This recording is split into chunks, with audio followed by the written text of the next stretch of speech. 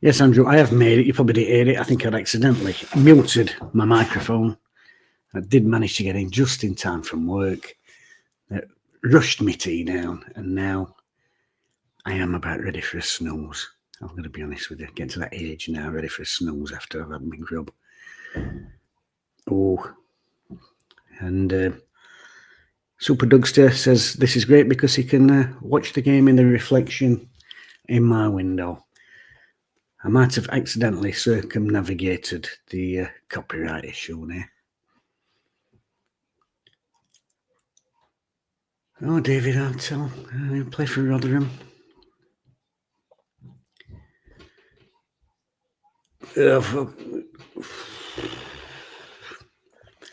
Stop the cross, lads. Okay, now.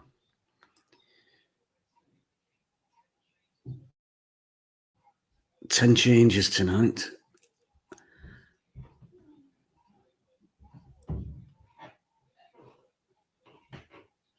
Oh, referee.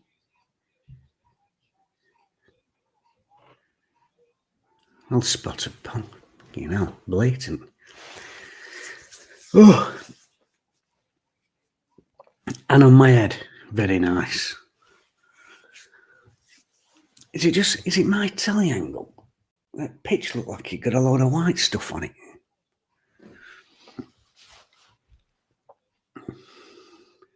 Jacket spud and salad for tea, by the way. Bit of cheese. A tuna. I'm actually quite full now, to be honest with you. Mainly because they'd had a do at work, and I had a couple of them leftover bits of grub they'd left, because they always have nice grub for big nubs at work. Like chickpea sort of bites with a nice sort of pickle. You know what it's like. I thought, well, I'll just have one. Just have a nibble. And then about 10, and then come on and have my tea, and that's why I'm a fat bastard. Oh.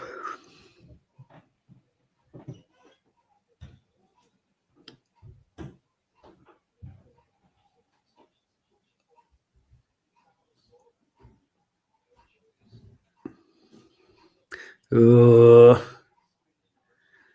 Yes, he's off. He's off. I don't know what the delay is on this, by the way. There's probably a slight delay. I'm on 4 minutes 34. I ran out of time. I've not washed pots. I haven't made a cup of tea. I have to do that at half time.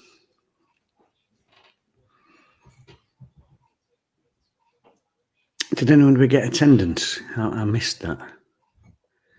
Don't look many of it in that north stand, did I? Is there more of them than there is Wednesday? I suspect there is. That away and looks pretty rammed, doesn't it?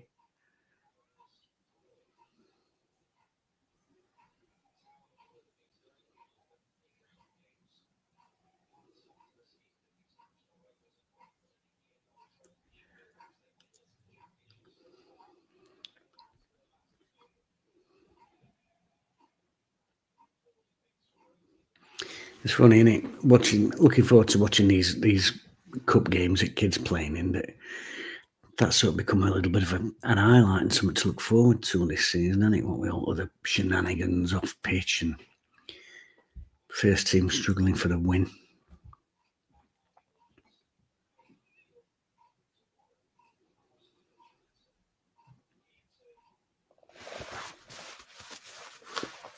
Evening, Paul.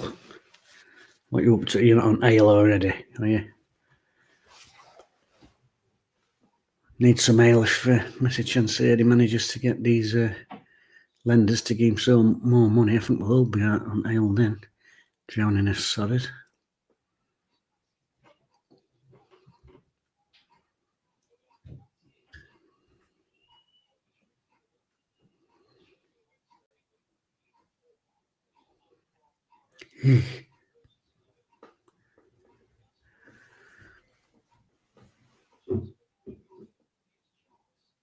Well done.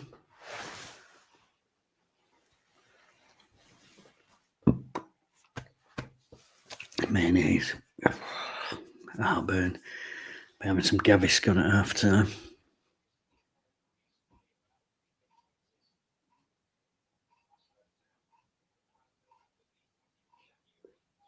I don't like that shirt from front. It's such a shame that back's got bloody tabard on it.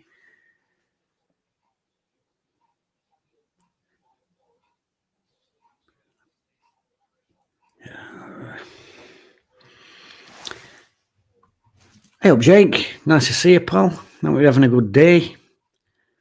Work all. I haven't managed to crash it yet, but I'll tell you what, I did have a nightmare because I'm trying to sort everything out about a minute before kick-off. And suddenly, telly, the spinning wheel of doom. Absolute scenes. You were given a shot and punch chat, said you was Gavy's gone, well, you better go and catch him, mate. Not much, no, didn't much going on. Is it only me that can see this white stuff on pitch, or is it just where it's cutting up with all rain we've had? But it looks like, you know, when somebody smashes some polystyrene up and it comes out at bin bag and blows down the street and you get that, it just looks like that. I'm dying for the brew.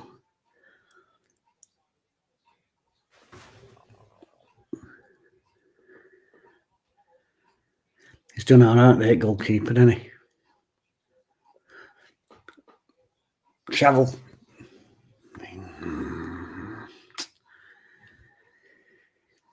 Yeah, it's good that they're comfortable on ball and they're prepared to have a touch and, you know, have a look and see if there's a better option. But obviously our raised my earliest games out of Wilkinson, and it very much get it your man, get a crossing, and so I think them formative years when you're a kid, I think they're the ones that really, unlucky son. Oh, if he could have just turned him, then that's a bit unlucky, isn't it? Yeah, them formative years when you're watching a game, I think they're the ones that not put a blueprint in your head, but I think they put an expectation in your head that, you know, you're watching football between, I don't know, say 6 and 16. I think that style sort of gets ingrained in you, and that's what you expect then for sort of the rest of your days. And I'm not very good with change anyway. Maybe it's just me.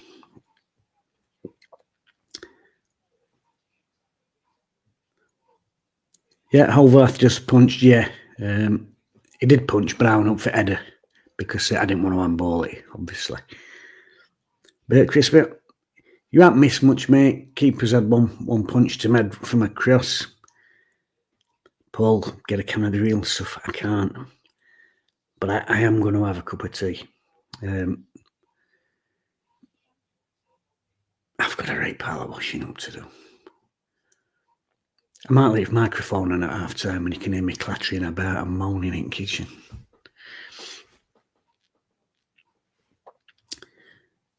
See Bill, mate, out, Jim. Just seen you had one away, yes.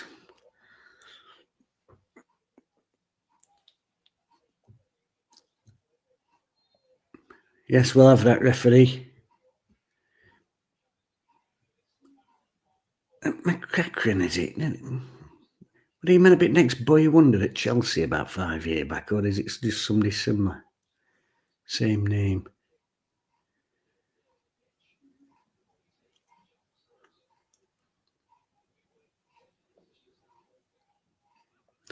That free kick, let's see if I can do something here. I hate it when they do a floaty one, don't centre it after, because, oh, thanks, you know. Get it over. Drop it. I'm going to backspin on it. Drop it over. Oh, hello. Oh.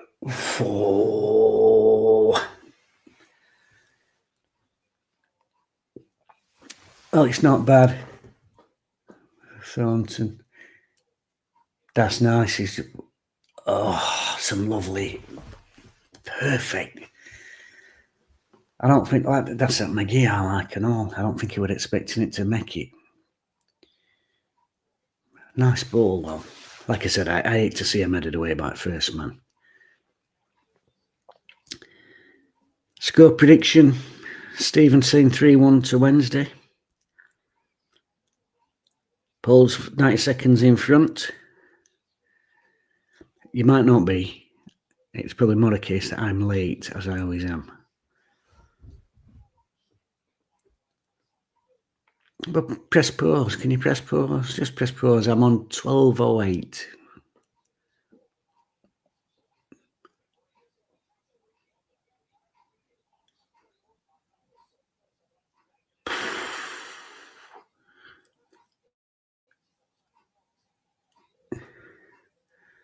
So is that a free kick? Let me see another angle.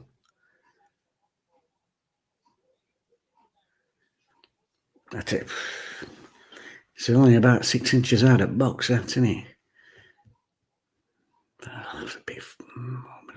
I think it's angle. I don't think it's a bad tackle. I think it's just that angle it me. I always used to say to my lads, don't tackle from behind and that slightly diagonal behind angle, because even if you get ball, they look bad to referees. You know, take an extra stride, get behind him. You can always run quicker without ball than you can run with. He's going to have a pop.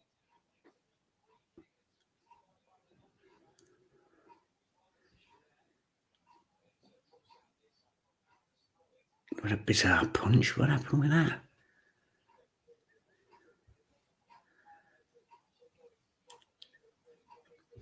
I think he can catch that, if I'm honest with you. I don't want to. Buying son. Well done. Yeah, score prediction.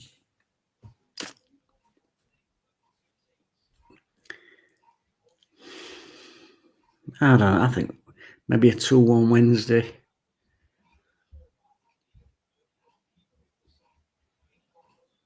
I'd like to see the lad up front get a goal. I thought he did terrific in that last game. Is it Brown? They call him. I thought he was a real grafter, real runner. I'd like to see him get a bit more service tonight. Obviously against Leeds, a quality side, so it was always going to be a backstop wall performance and strikers having to feed off now. But hopefully tonight, he'll get a little bit more at ball and give him a few. Stand.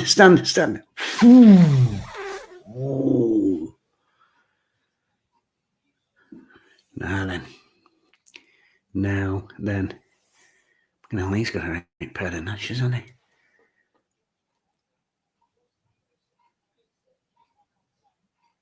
I tell you what, that's a good quick reaction strike, that, from there. Lad, he's a little bit unlucky there, isn't he? He had a jail a bit there. Well, I didn't think defender did too bad. That kid just took it that quick, didn't he? Touch, bang. No messing about. IPTV users always 90 seconds behind. Commentate. Do you know, it makes you realize, I've never done one of these before. It makes you realise how good proper commentators are. You know, we'll have that. Okay. Blatant. He stood 2 yards away. Don't see that. Ice painted on. Yeah. Commentary. You realise how good they are, and obviously when I was a younger bloke, Brian Moore, obviously Motson, Alan Parry, he was the one I really like. Also because I think he got a soft spot for Wednesday, and he used to get really sort of excited. But commentators who commentated on the action, a lot of these modern ones, Jonathan Pearce does Man Notting, but they're just babbling, aren't they? And I watch Match a Day. Sometimes I watch it on mute. I thought, just shut up and commentate on what you can see, But then now I'm sat here doing this tonight, and I realise how hard it must be. And I realise how good them commentators in my youth were, just being able to just focus purely on the action and tell you what's happening without getting your head up there. So without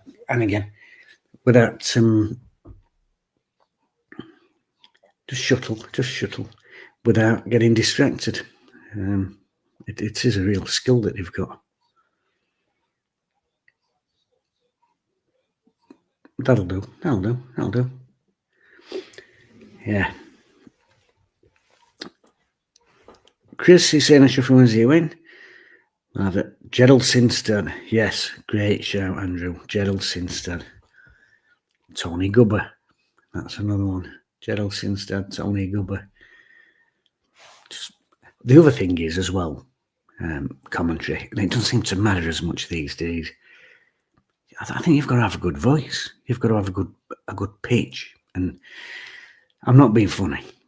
They'll let anybody on box now. They'll let anybody on box. Some of these continuity announcers, and I've got a clue what they're saying.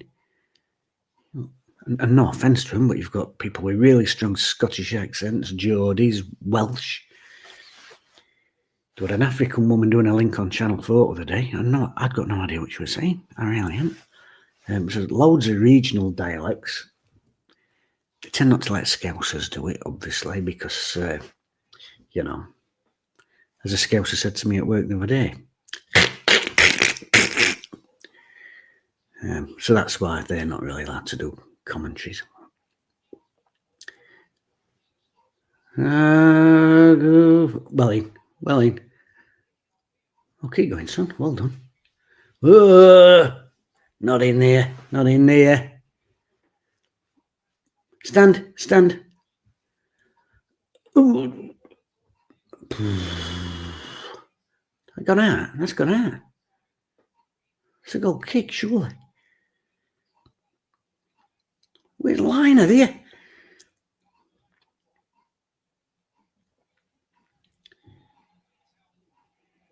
Yeah, we'll have that. Jimmy the Chin Hill. Jimmy Hill.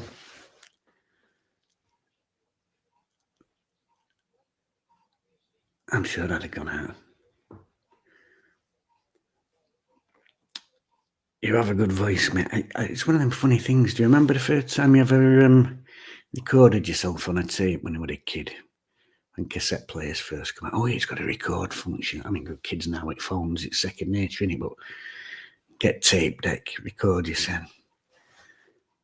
And always horrified when you played it back. Who's that? Who's that wanker? That's you. I don't sound like that. You do. Delete. But we won't delete them. It was record over it. Leave your tape recording in a completely silent room to blank your tape again. Either that or record the Tommy Vance Rock Show on Radio 1. When Radio 1 played a wide range of music, of course. Not like now, and it's just shite. Although I'm mainly listening to Radio 4 these days. Martin Tyler. Do you know what, Bert? I didn't used to mind Tyler, and then he started getting a bit too giddy for me. And I'll tell you what a lot of commentators do, and that does annoy me.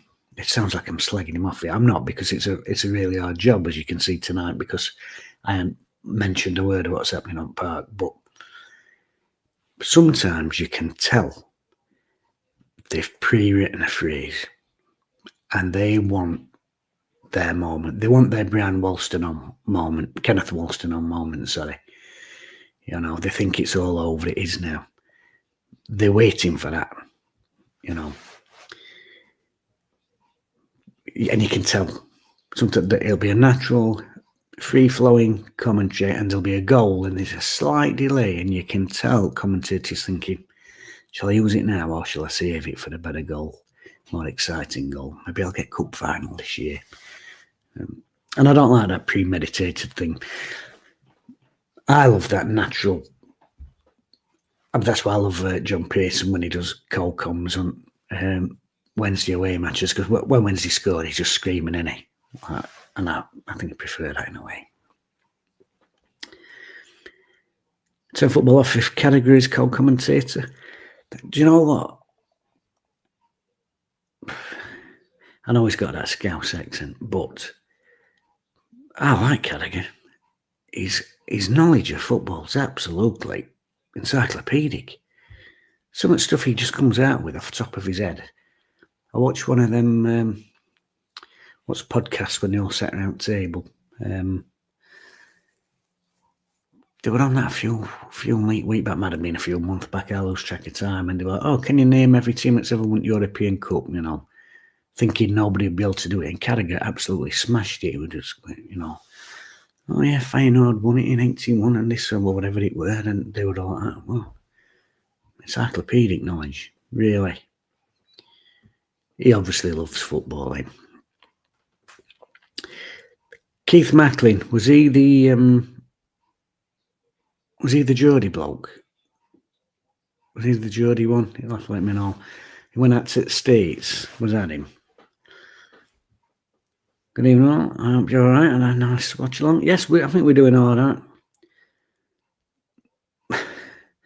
Nad and Doug, I have actually started listening to a bit of Archers when I'm in car.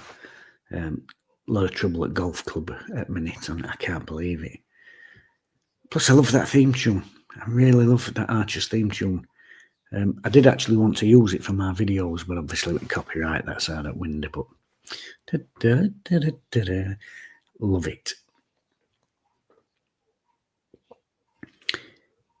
Sky Sports, is this on? No, it's on. What is it on?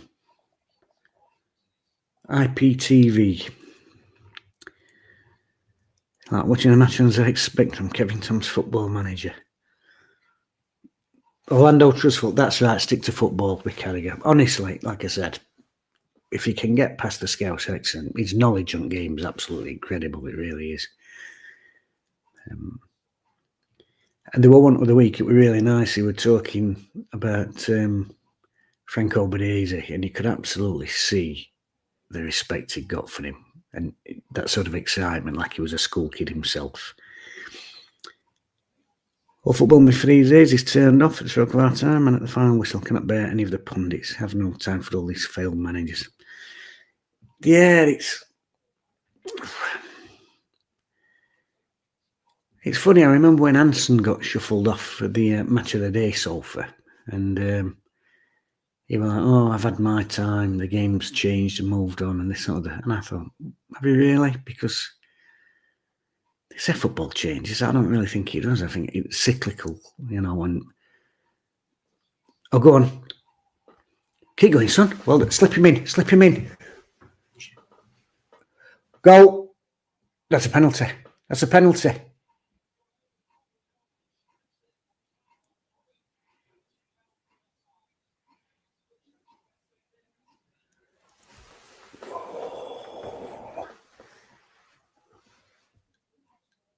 Show it again then. Okay, That's a lovely ball.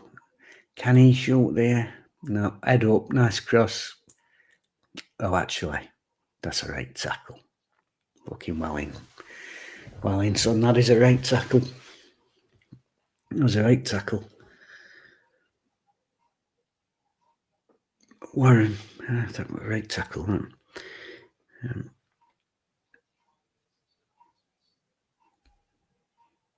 Sky is about 1 minute in front of you. I tell you what, Sean, at half time, I might have a play about and try and get that on. I don't want to fanny about now.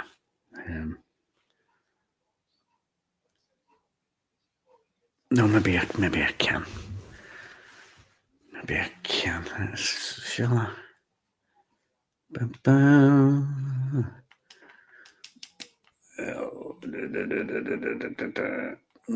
Sky Sports Plus, is it on? Brentford. Why is it just saying Brentford for all of them?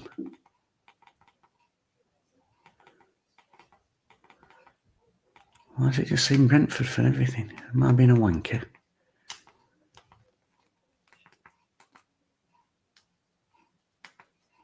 Oh, I've done it now. Oh, God.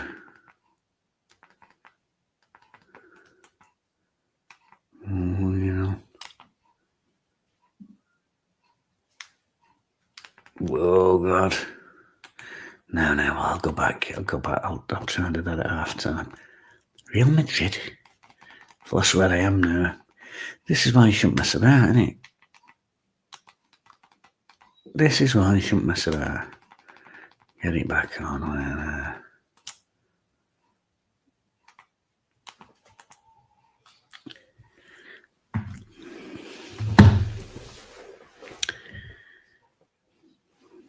Technology.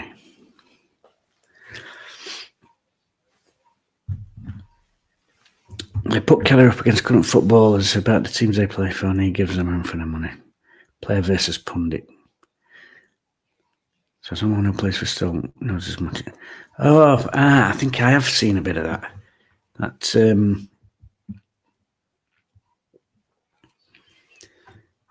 Yeah, he is. He's got some right knowledge at game, whatever you think about him. No, James, it wasn't a pen. It was actually a right tackle. Thunderbird, Sea of Grimsby fans. There is. They brought some right numbers, haven't they? James is watching from the gym. Watching from the gym.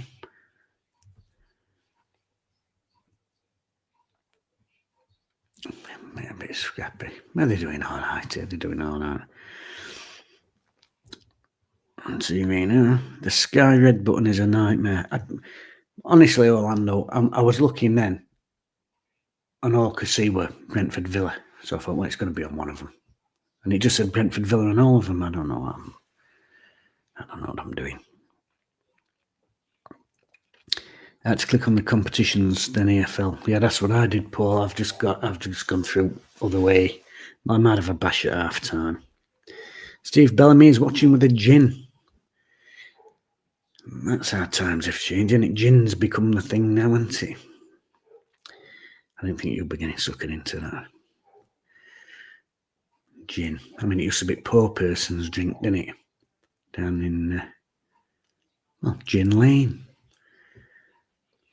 Got one of them prints of that picture somewhere. Babies crawling about in dirt. Well, mothers are getting bladdered. I'm on 28 minutes 45. 0-0. Little bit scrappy. But they're both teams having a go at it. Quite lively. One good opportunity for Wednesday, and a right tackle from there. I think he's there right back, that Warren. I'll get my phone at half time and all. I've not even looked at their team.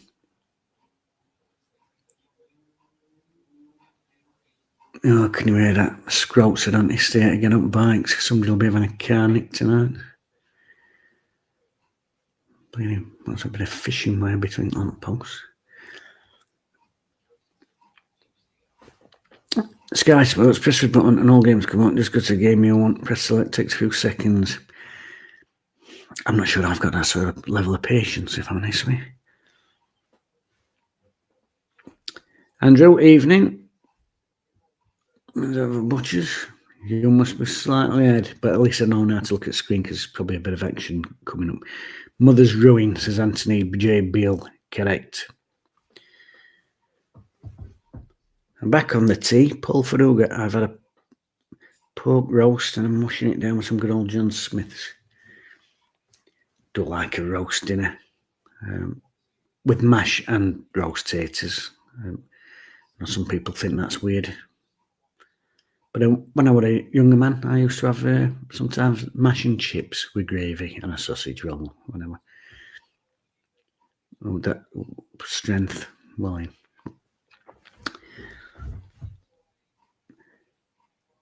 Well, there's two of us. What do you thought for Alice? Well, see if you've got to stay off the Mother's Ruin. Hogarth's engravings. Google that at half time. Go and find that Hogarth's engraving about Gin Lane. Up the Mariners. Nah, then.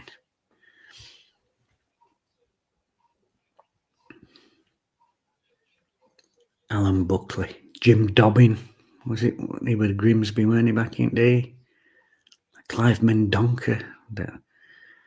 I'm stuck in a time warp, me. My short-term memory is absolutely abysmal for player names and what have you.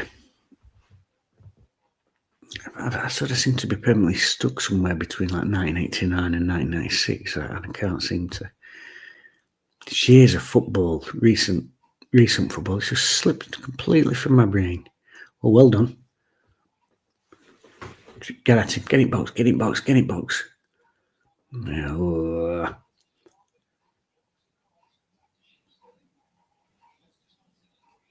Oh, don't lunge. Don't lunge. Don't lunge. Stand. Wellington.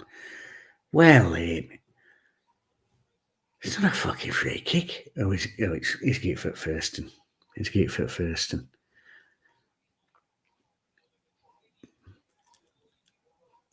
he's getting for first and he didn't even touch him.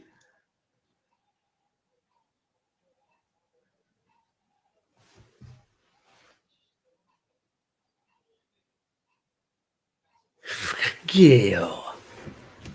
Fucking hell, fire.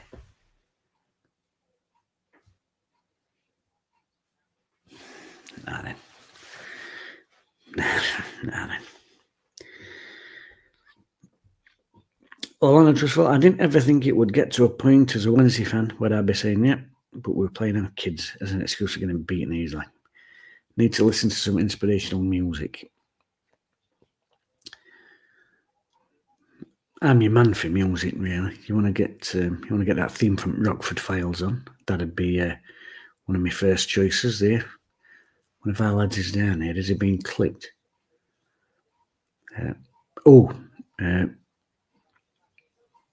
White Curtain, the full suite from Battle of the Planets. Not the famous orchestral piece, the 1970s cartoon. That's on YouTube, about 17 minutes long. That's very good. Nick Proctor, hi pal, girlfriend has kicked me out of living room, mate. Keep me up to date with the scores if you would. I will. Well, it's 0-0. We've currently got a player on the floor. It does actually look like it. That's hurting a bit. Yeah, kicked out at front room in kitchen. I spend a lot of my time in kitchen. I'm a bit like Cinderella, you know what I mean? Pull it back for the previous attempt at a tackle. I know, it went. Never touched him, no, Andrew, did he? Never touched him. Paul Cook, all this talk of food to make him hungry. Not had mine yet. What are you having? I had to have a nap after work. Do you know, when I used to work mornings, I used to get in about 2 o'clock. Always fell asleep. You know, people say it's as you get older, you need more naps and this or that, but even when I was a young man, if I've been on mornings, afternoon, get in, brew on settee, watch a bit of telly, next thing, you know, or nodding head.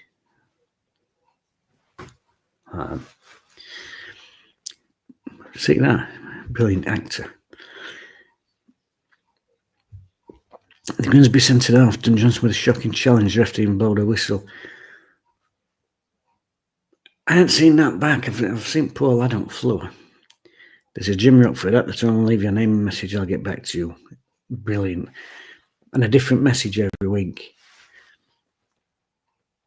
He's still down, lad. Have they cut his sock? Have they cut his sock off? It's like, Otig Bayo's going to come on here. They haven't shown tackle again. Has anyone else seen tackle back again? I was too busy rabbiting about Rhys Johnson. He does look in pain there, lad.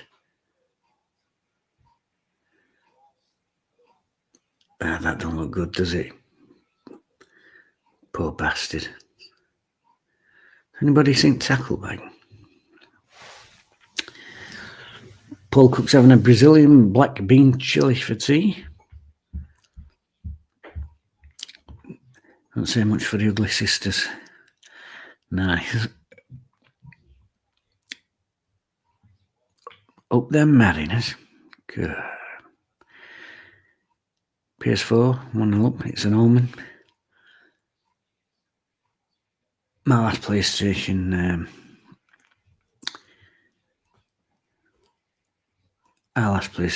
it got hidden by our lass. I need somebody to take that fullback out because that's the third time he's left the footing. Got to be crafty with it though, Paul. Let's go wading in now. But I still haven't seen this tackle back. Oh, it's not Otig Bayo, is it?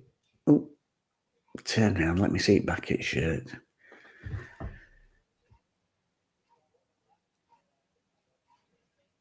Oh, it is. I was saying it is Otig Bayo. That looked like a different kid to me. Oh, tool's gone off. Tool's gone off.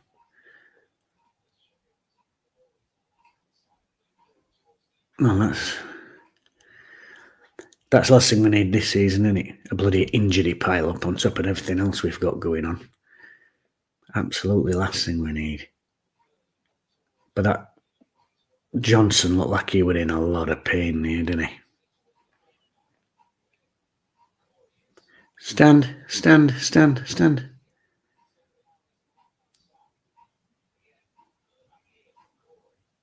Stand, stand.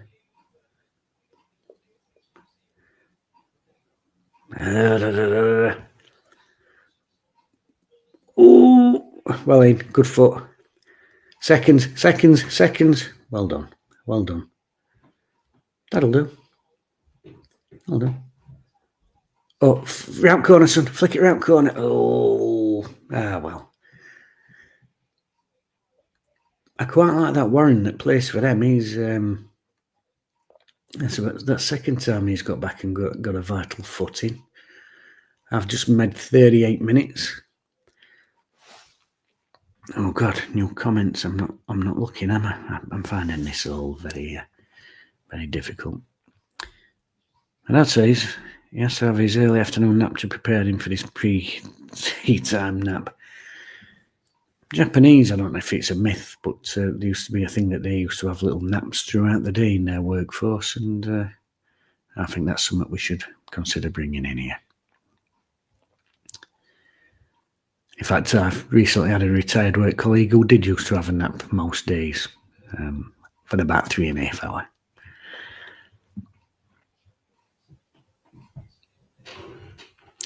We're going to beat Wednesday. Well, I won't bank on that just yet. I mean, if it keep getting players carried off injured, you might have a sniff. Up to bail for Johnson, bad tackle. I missed it.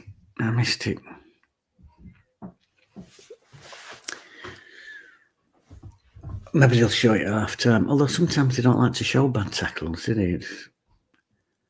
I don't think for reasons that audience being squeamish or anything, but I think they just don't like showing him in case referees got them completely wrong, you know.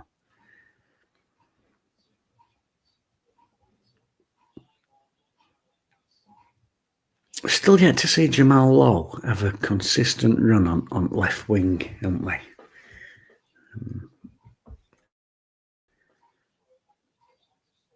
None of the managers have done it, have they?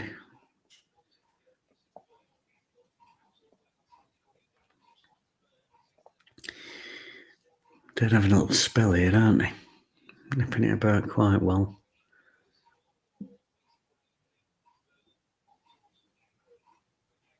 Touch turn. Oh,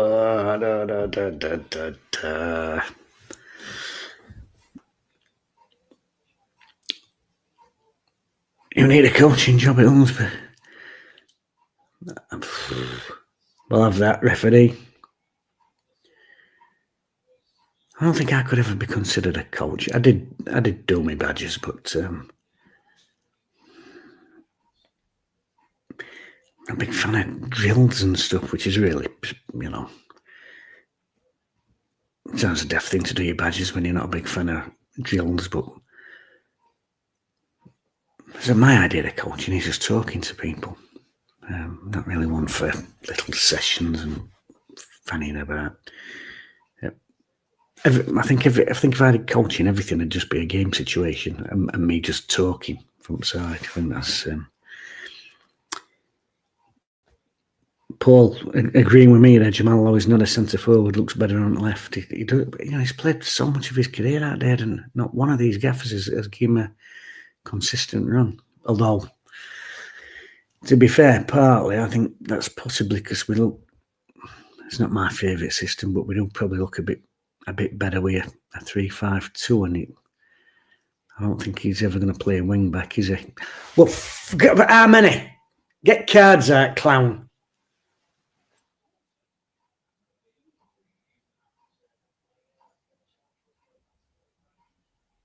Don't pretend to arrange your shin pad, twat. Get up and get it, bug.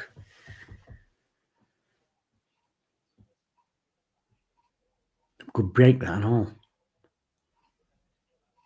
There you go.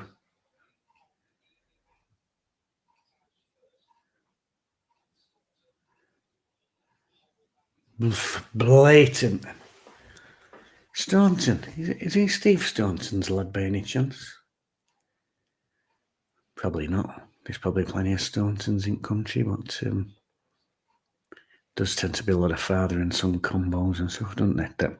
That could be another player limping off that.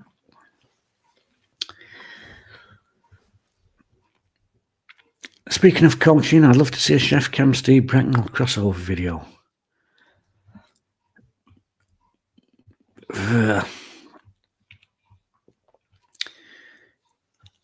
I got a message last week actually from a lad who used to play for me, and he'd seen one at Bracknell videos, and he was like, "Jim, so this story you," and then he said, "In fact," he said, "this kid's that good." He said, "I'm half convinced we played against him." Chris has done a brilliant thing with that. It's so resonant. You know, anyone who's been involved in Sunday League will watch Bracknell and think, yeah, know him, recognise that player, recognise that type of manager. Yeah, really, really good. No, Anthony Beale, for the Johnson challenge, the Grimsby player swung his leg in heavily and rashly, looked sheepish and ran away from the scene as soon as he could. VAR might have made more of that. Reckless. I'm going to have a look at it after. Keep it. Burst, slip him in. Ooh, unlucky. Have a corner.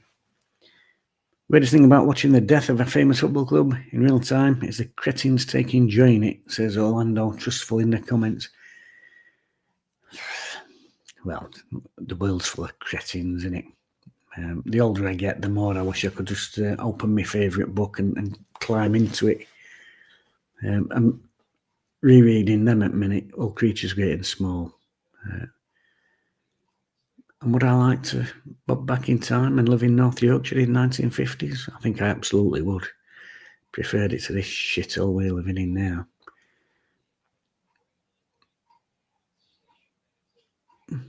Have a touch. That's all right. Let me get answer some of these comments again. Oh, do you know what I've been doing? I've been forgetting to put them up on screen so you can all see them. I'll try and remember to do that in second half. I'm really bad at this streaming game, aren't I? Really bad at this. I think these comments probably select me out. Another bad tackle, says Paul. That'll be that one in on halfway line with Staunton.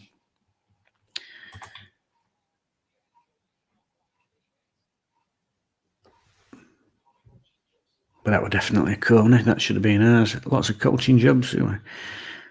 It'd kill me. Just got in. Thanks for doing this, Jim. The eagle-eyed will see a blurry and reverse image in the background of your window reflection. I know I will be sat there watching it magnifying glass.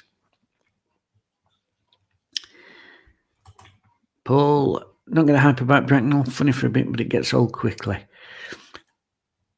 Do you know, it just resonates with me because, like I said, I was involved in football full stop from being about 10 playing and this older, but coaching and managing for about 16 years. So all that. Once we went to pick a lad up from his house, he'd not turned up. One of the lads had gone to pick him up. No sign of him. I says, I'll go and get him. I'm outside the house, tooting on, ringing phone, rung him about 6 times. He's not answering. I sent one of the other lads. I said, go and bang on his door. No answer. This and I'm ringing him. And he eventually answers. All right, Jim. I said, all right. I said, I've been outside your house for 20 minutes. Son, where are you? And he went, oh, big session last night, Jim, big session. I said, no, mind big session. Get your boots and get out. He says, well, I'm going to have trouble doing that. I went, why? And he went, I'm in Sweden. Okay, no.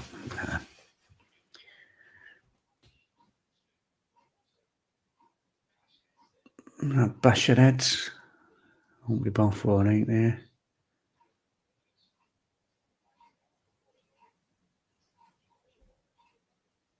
Well, everybody's cleared out. I don't think it'll be that bad. Yes, can't play this morning, Jim. I'm in Sweden. Mick, SWFC, preferred position when you were a youth pal? Centred in midfield. But unfortunately, growing up in the 1980s, being a 5-foot central midfield player wasn't really something coaches and managers wanted to do. And I've always argued this, you had to be twice as good. If you've got a mate who was 6 foot, you had to be twice as good as him to get a spot. And then because you're little, you always end up getting shunted out to fullback. And one of the worst things I ever did, I once had a half decent game at left back. And I'm right footed, but I had a half decent game at left back. And because I'd have a go putting it down line with my left foot. You know, I weren't one of them trying to come inside all the time. You then get that sort of, oh, he'll do a job there. And I should have. And then, terribly, I used to do that to lads who play for me. Then the willing ones, he'll do a job for me. It's right annoying. Nobody is expecting you to become a streaming expert, mate. Well, it's a good job because that's certainly not on the cards. John Higgins, how's it going, guys? Watching from County Kerry, the Irish Elms. Welcome along, John.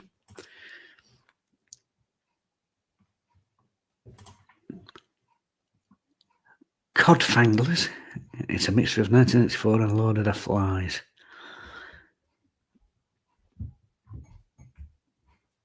What's this? John Le Carre novels apart from romantic, they're my favourites. I finished one about 6 months back.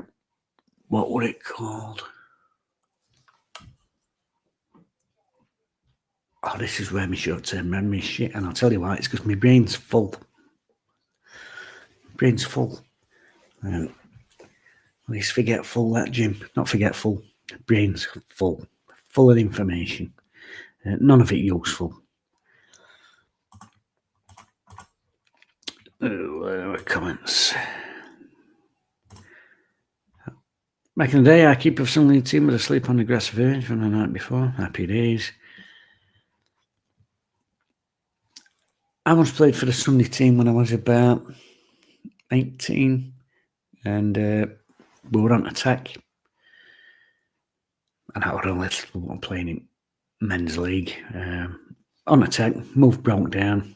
They break, one of their lads has a speculative pop from about 40 yards. And I'm out wide, so I'm watching, and I see this kid in the middle. And I thought, fucking idiot shoots him from there. He's not even hit it hard. And then I watched, and it rolled. And our goalkeeper was rolling a fag. And I was like, I really need to start playing Saturdays because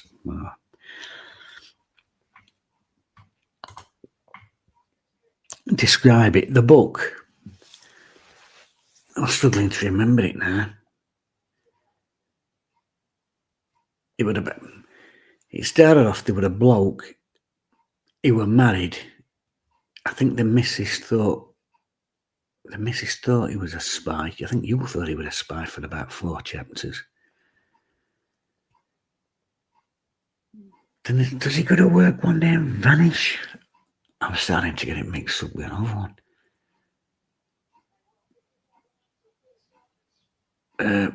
Am I getting that mixed up with that Bernie Gunter?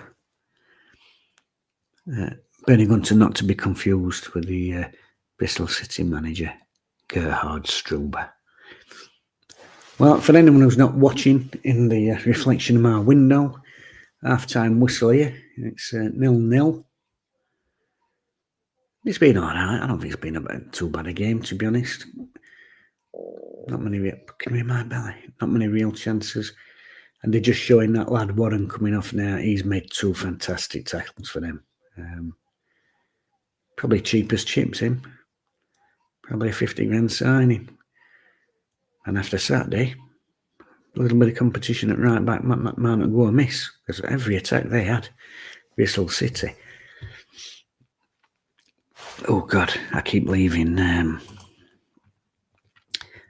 Orlando says, I was a skinny kid, so I never got picked, even though I was better than most. If only I had those messy steroids. A perfect spy. I'm gonna go for a slash, and I'll see if it was that Paul. And I'll have a look at it on bookcase somewhere past. I am was better will live with me. I'm confusing my sin now. I am was better. Yeah, your previous comment. Go get a brew. Yes, that's right, lads. Everybody and ladies, I'm sure there's some ladies watching this stream. Go and get yourself a brew. I'll put this on mute so you don't have to hear kettle boiling and me trumping, which there will be a lot of. So I'll pop this on mute and we're back in 10 minutes. Go and get a brew and a slash.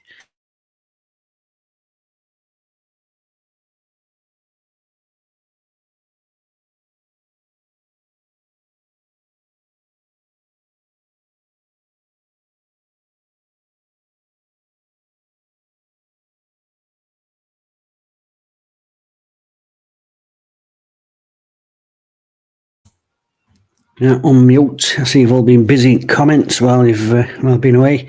I did check. It was The Perfect Spy. I'll have to read it again because I can't remember end. Andrew Swallow, are you leaving the pot till after the match? I am. It's a right tip of a day though, I can't lie. It reminds me of when I used to be a morning kitchen porter back in the day. Richard Caldwell, hi Jim from Turkey, enjoy your slash. I really did enjoy my slash. Are you in Turkey on holiday or do you live over there? Corned beef sandwich, I love a corned beef sandwich. When I used to work away, our gaffer's wife used to make these amazing corned beef pies with big crusts that look like a desperate Dan. And I sometimes used to have a bottle of Henderson's in my tool belt. Strange days. Anthony Beale, The Honourable Schoolboy is my favourite book. I don't think I've read that one. Orlando Trustful, I'll bet my house there are no women watching this stream tonight. You'll be surprised, Orlando. My women viewership has gone up from 0.1% to 0.8%. I'm really growing there with the women. And then, where are we? You're going to give me your house in Orlando. We do have women viewers in here now, you see. Ah, fuck. I like it. I like it. Paul Cookie's a vegetarian. Never miss bacon at all. If I'd prepared for this stream and I knew that comment would come in, I would have got the Call My Bluff gif. Love a bacon butty. What else have we got in here? Anthony Beale says that book is a one-of-a-kind traitor or silver view. No, Perfect Spy, just I don't. I'm not a marine biologist, but I play in a squad who can kick the football. Yeah, it feels like an important part of the game. And Sean says, Watchalongs will be the new norm with this clown as our custodian. Yeah. Oh, speaking of crime books, one of my favourite authors has died. Jeez, aren't we? Denzel Merrick. I absolutely loved his books, loved his characters, and I've just finished the last one. And I think reading it, I think you could tell reading it that he knew he was going to die, and it's awful. And he's done two sets of books. He did one set on west coast of Scotland, two detectives who get moved over from Glasgow. They are brilliant. Have a look for them. If you don't listen to what else about this stream tonight, look for them. But he'd also done another series of books which was set in North Yorkshire in 1950s. Absolutely fantastic, and I'm absolutely gutted that there won't be any more. I think he just managed to finish the last one, so I'm not hoping that that'll be published soon, but absolutely gutted. Fish finger sandwich, yes, always class.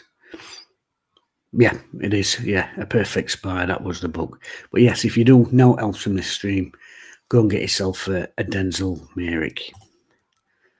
Our game by David Baldacci is all right. Baldacci. When I was on train journeys to Wales to see Mike's, that was great to avoid conversations with people.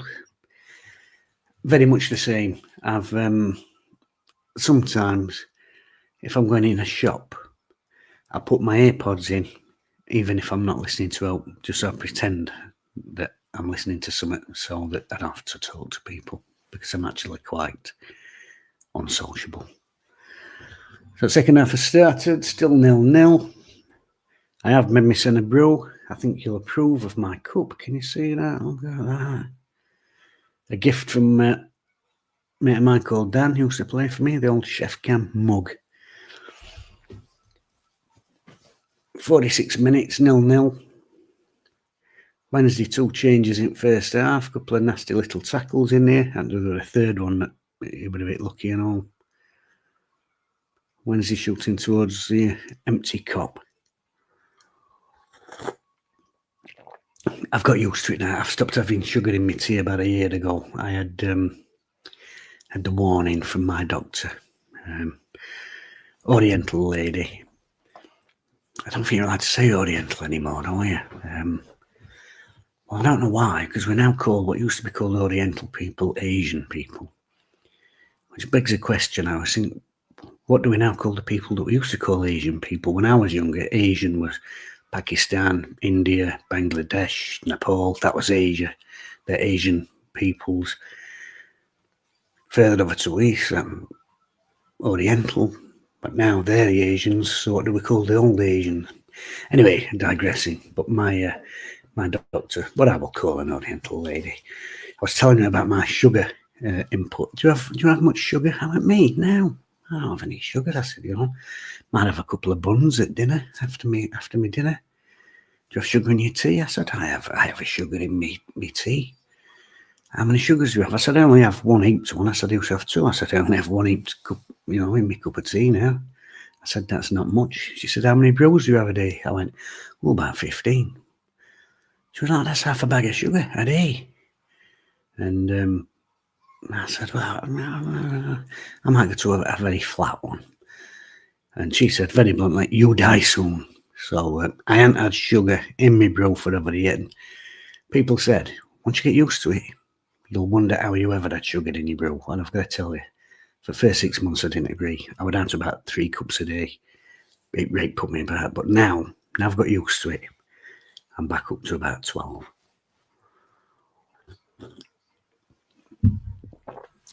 Grimsby free kick. Good save. Vernon, he hit that quite well. Let's see it again. Varth, yeah, that was comfortable for him. He's a big unit, isn't he? Well, let's get back into these comments. How many sugars, SheffCam? As I said, Russell, none now. I've had the Scarborough warning.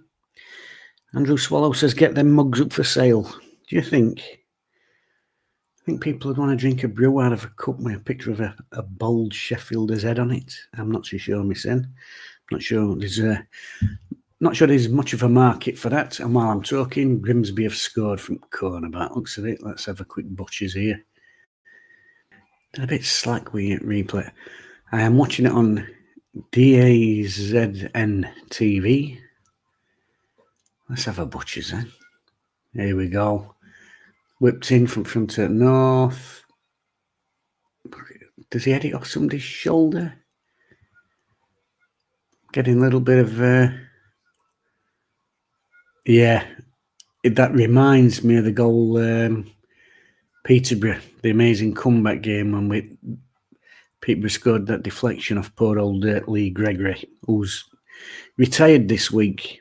I think we all wish him well for his retirement. Terrific play for Wednesday, did a great job. Southern Asian is now the accepted term these days, says Paul Cook. I'll have to go with that. Well, I'm not trustful. Oriental is like a carpenter, a wind chime. Asian is a person.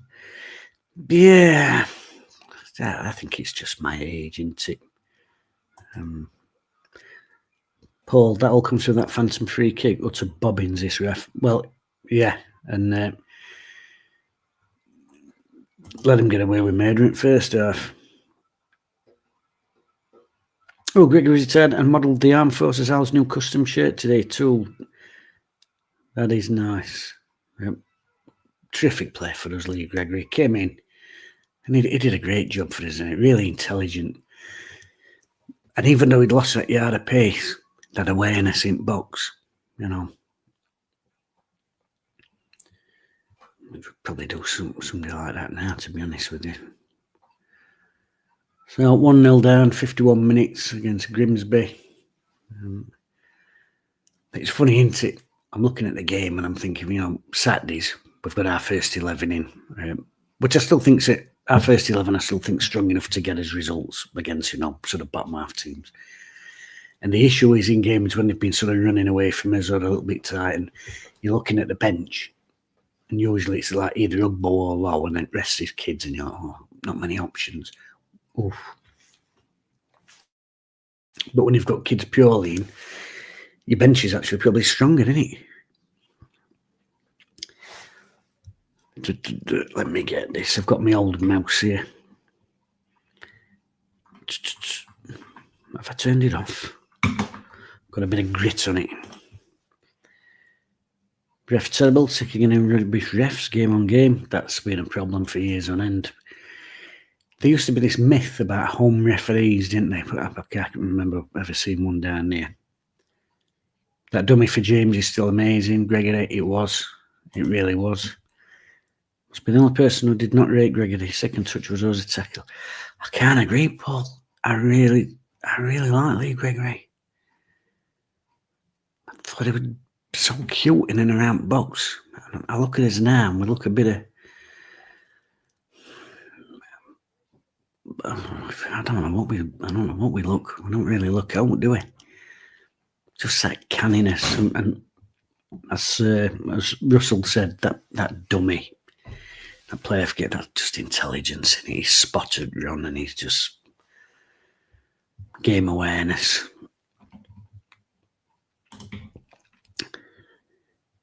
Might as well all go to Bob. Shows the demise in all its flowery. And suddenly I've got 2 calls here for offside. So I'm presuming in about a minute's time I'm going to see an offside goal here from the Mariners. Oh, good ball.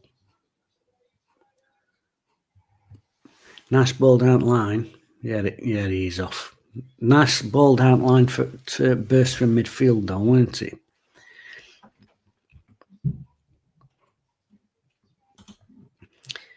Anthony Beale, when playing in the middle of the park for one of my old Sunday League teams, the Pheasant, on the bottom of Foxhill Road, I got knocked unconscious by one of the opponent's centre halves. I had a lad for me, winger, I had to convert him to a fullback, and first year we had him, we were on the end of a couple of brutal tackles, and he sort of made him a bit nesh, to be honest with you, turtle heading and whatever. And then he had one game, he got absolutely banged by a centre half, real smash on the head. I mean, these days it'd be off with concussion and, you know. Oh, and suddenly it had knocked all fear out of him. For about 15 minutes, we're charging about like Stuart Pearce, banging tackles, heading. And I said to one of the lads, somebody's going to have to chin him before every match. Do you know what I mean? What happened to the ball that smashed the ball in off the bar? It has to be him not caring anymore. Because, well, do you know what? I'll tell you what I think it is with Ball. I think he's thinking too much. If you look at all them goals he got overseas, a lot of people put it down to he would never. Oh, I think flag might have been up. Yeah, there it is. A lot of people put Ugbo's good form down to Paveda, and he did draw defenders and he did create a couple of things, but I think what he's really missing this season, Ugbo, is the instinctiveness. If you look at them goals he scores, he just arrives and hits it. There's no one touch, two touch, or trying to manoeuvre it into a slightly better position. He just comes in and he just gets his foot around it and taps it, and knee, arse, elbow, whatever. And I think he's missing that, and that's a confidence thing. He desperately needs a goal, doesn't he? Desperately needs a goal. Bulk up, agreeing with me there. Ugbo's overthinking, just needs to swing it, definitely. And it's that thing that the longer it goes on, the more he's going to be thinking about it. I think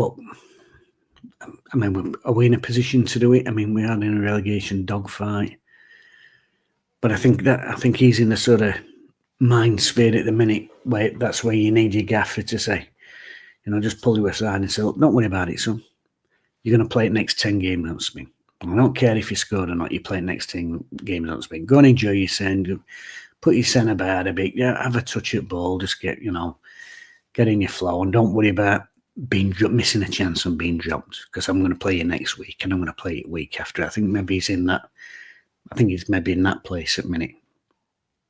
And to be honest, why not? Because we haven't really got many other options. I think Ugbo and Kadamatri is probably the best pairing we've got at the minute. In fact, Daniel Stannard is suggesting we bring Ugbo on. Well, yeah, it might be right time not to lose, have we? I'm on 57 minutes, 1-0 down. Yeah, maybe mix it up a little bit. Maybe even change shape a little bit. Maybe drop Jamal Lowe into a sort of floaty position and get Ugbo up top with the lad Brown, maybe. Oh, don't go to ground, son. Don't go to ground. Stay on your feet. To learn from this, though, these are exactly sort of games. Russell, I'll bring 3 subs on with Bannon. We can do with it. We do need something. It needs a little bit of spark, doesn't it? Needs a little bit of something.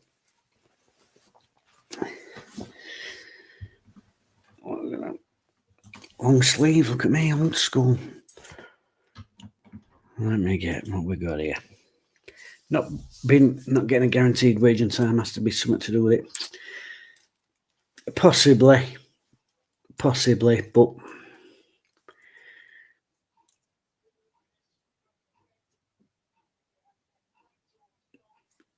yeah, that loft house. Them tackles on keepers been disallowed for 30 years. Yeah, not being paid. But I mean, all players are in danger of not being paid, but some still put in good performances. I really do think it's confidence with lad. And I think it was Russell just said, get them all on now. Yeah, I'd bring Bannon and Ugbo on and just give us a little bit of spark, a bit of impetus. Something. Oh, good run, son. George Brown. I had a George Brown play for me. Oh, unlucky, son. Unlucky. Just got to get closer. Partnerships. Oh, God, he's got away. Go on. He's all right foot. Show him outside. Ooh.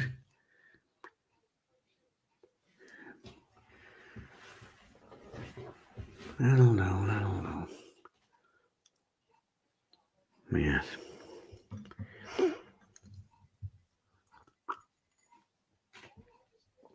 It's a good builder, actually.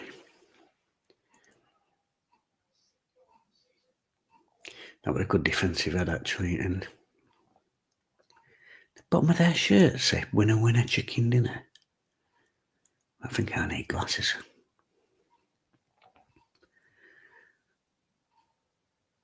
Runner. He's just coming inside all the time, that kid. Good foot, well in. Now, there's a lot of Grimsby fans there, isn't there?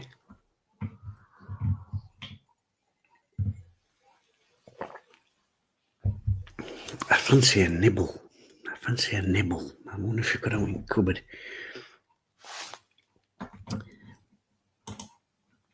Paul Cook, it does indeed say winner, chicken dinner. I thought it did, and then I thought, it can't do. I'm seeing things here. Oh, that come through a crowd scene, didn't it? Yeah, mix it up, Henrik. Just need a bit of spark, something a little bit different. I mean, a lot of people aren't bothered about cup, are they? But I've been enjoying this little bit of a cup run we've had. Let's see it carry on. This league's going to be a tough old slog, isn't it? Tough old slog. Evening, Jim. How's it going in general in the game? Sharman. Scrappy game. A lot of young lads on show from both teams, and they've had a go at it. Tackles have been flying in, a couple of naughty ones. With a goal down, could have been 2 actually, keep them a couple of decent saves. But just saying, I think we need a little bit of a spark.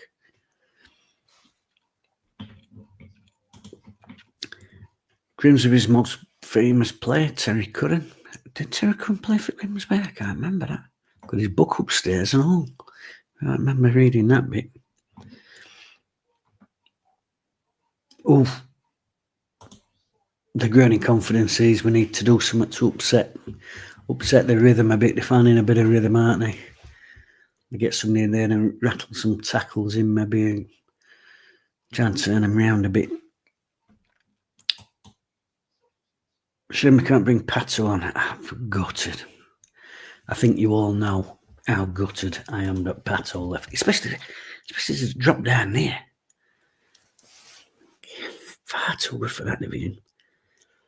Controversial, says Sean. I take a narrow defeat to stop any more income. I know what you're saying. I'm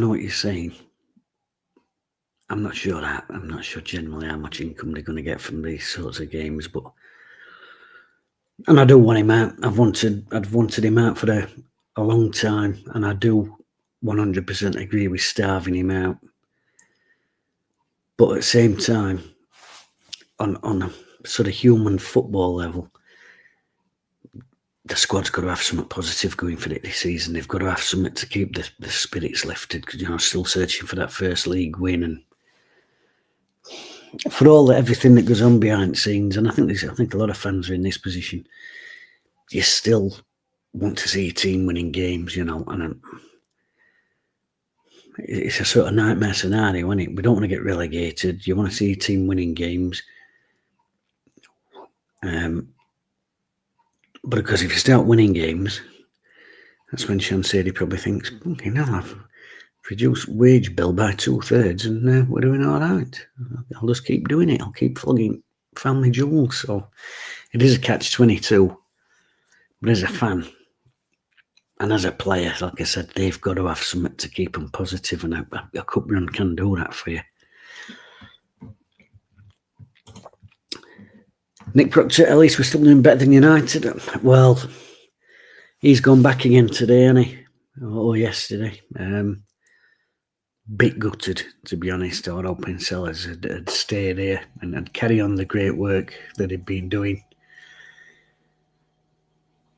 I'll tell you what, Wilder is making some right money out of United. Although I have heard from somebody yesterday, who is involved at Lane, that some of that payoff fee will be going back to the club, and it'll be sort of carrying on as if last contract were never terminated. So I don't know how much truth in that, but that's what I've heard.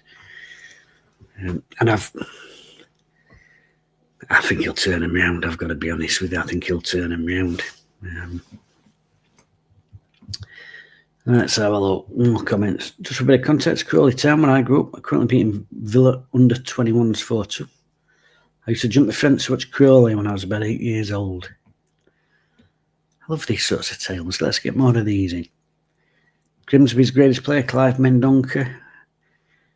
I think he had a spell down at Lane as well, didn't he? Mendonca. Man United at home next round. He'll give it all 3 side. Well, yeah.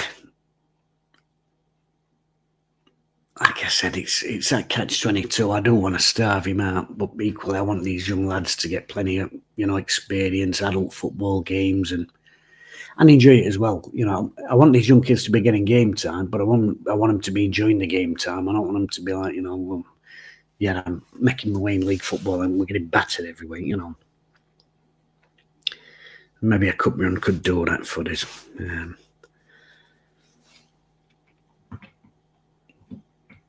Let's have a look. Would you prefer Liverpool away or Lincoln at home if we're winning next? Well, Lincoln at home, yeah. Lincoln at home. Do they still have that bloke, Sinsel-Bank? But I haven't been there for... I haven't been Sinsel-Bank for 30 years, but do they still have that bloke who used to do that air raid bell? Oh, go on, son. Go on. Go on. But issue we've got here tonight, funnily enough, it's the same issue we've got, I think, with first team, in that, you know, we're playing quite well, we're moving it all right, and get that last third and final ball, or... Oh, that's a good defensive head from there, lad. He's headed that 30 yards out for a throw-in. What's his name? I love that. I love that. Throwing your body in there. Shithouse. 67 minutes I'm on. I don't know what you're on. I just want to see a little bit more spark in game. Wilder will do nothing this time around. They've sold all of his thugs. I don't know. They've made a couple of signings now, haven't they? I think he will. I think he will turn it round. I sometimes think it's personality as much. Personality. I'm obviously a Wednesday fan. No big fan of this personality. Oh, Bazzy's warming up. But in terms of personality with players, I think it's as important in a manager. You can have as much tactical knowledge as you want. If you've got a personality that doesn't resonate with players, I think you're fucked. I think you can have as many coaching badges as you want. You can have, you know, as many training sessions and drills as you want, and have all these tactical ideas. But if players think you're a wanker, you've got no chance. If you get players on side early doors, I think, you know, and I think he will. You know, we don't like him, but I think in dressing room he clearly does something right, because it's not just, you know, we try and play down Wilder's achievements a bit as Wednesday fans, you know, but it's not just there when he's done a decent job. I mean, did a really good job at Northampton, did a great job at Oxford when they were really in the mire with the administration and one thing and another. So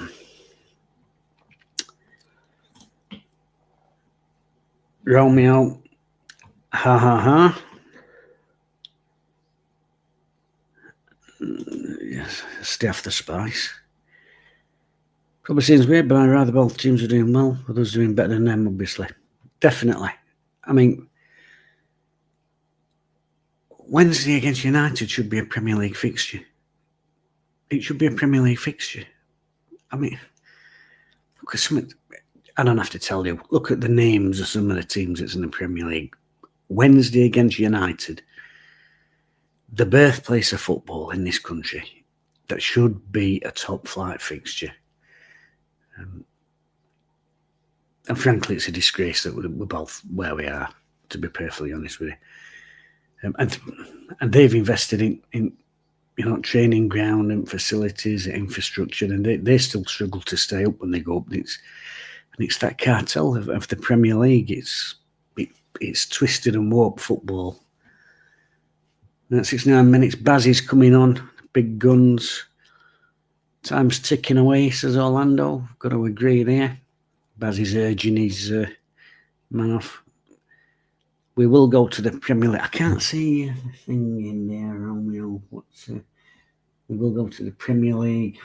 United fan, by any chance? Well, I'm not sure he'll go up this season, but I think the record for the team going up, is it 4 defeats in opening 2 months of season, is the record for the team that still got promoted. And I think you're on 5, aren't you? What we got here? Bannon can play Superman costume. It's not going to change the fact he's dealing with a squad of children. Well, true. But we're going to be relying on him. Like I said, let's get him plenty of... Paul, the players United have signed and Panic Boat will not be his type of players. He'll get them up the table, but can't see him challenging. Perhaps not, but they'll not be bottom at the table for much longer. And that's I think it's as simple as that, really. Whatever it is that he does, and obviously I'm not privy to inside of their dressing room or training ground, he does it well. You know, I think something we've got to admit that. Seems to get players playing for him.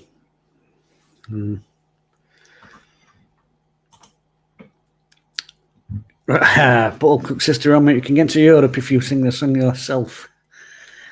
I like that. We'll go up this year. It is the right time. He's back. We've got a lot of good players. Can't see you going up the table. Can't see promotion even at this early stage. I mean, let's just have a look at the table, actually. Because I don't know what top of it looks like, because I've had no need to look at it ever. Let's have a quick butchers. Champ table.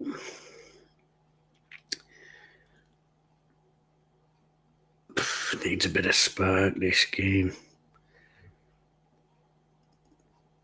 Middlesbrough 13 points, Stoke 12 points, Bristol City 11 points, Leicester, West Brom 10 points. No. We're taking absolutely exceptional run even at this early stage. Yeah. Nah, can't see that. We can get it playoffs. Well, I mean, mathematically, yeah, but I mean, mathematically, we can get it playoffs. Do you know what I mean? I don't think that's going to happen. Can we talk about when's your books rather than that lot? Yes. Russell says, this is a Wednesday stream. Russell, as you know, I've never been on a United forum, stream, read a book about them, anything, but when it comes to Wednesday, we always get tons of United in here because we are their second love.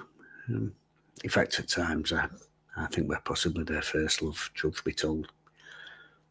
I used to work with a United fan. Work one now, smashy fella, but I used to work one, audible fella. And his rule in life was, he'd rather Wednesday lost than United won. That sort of mentality surprises me, but sometimes you get that.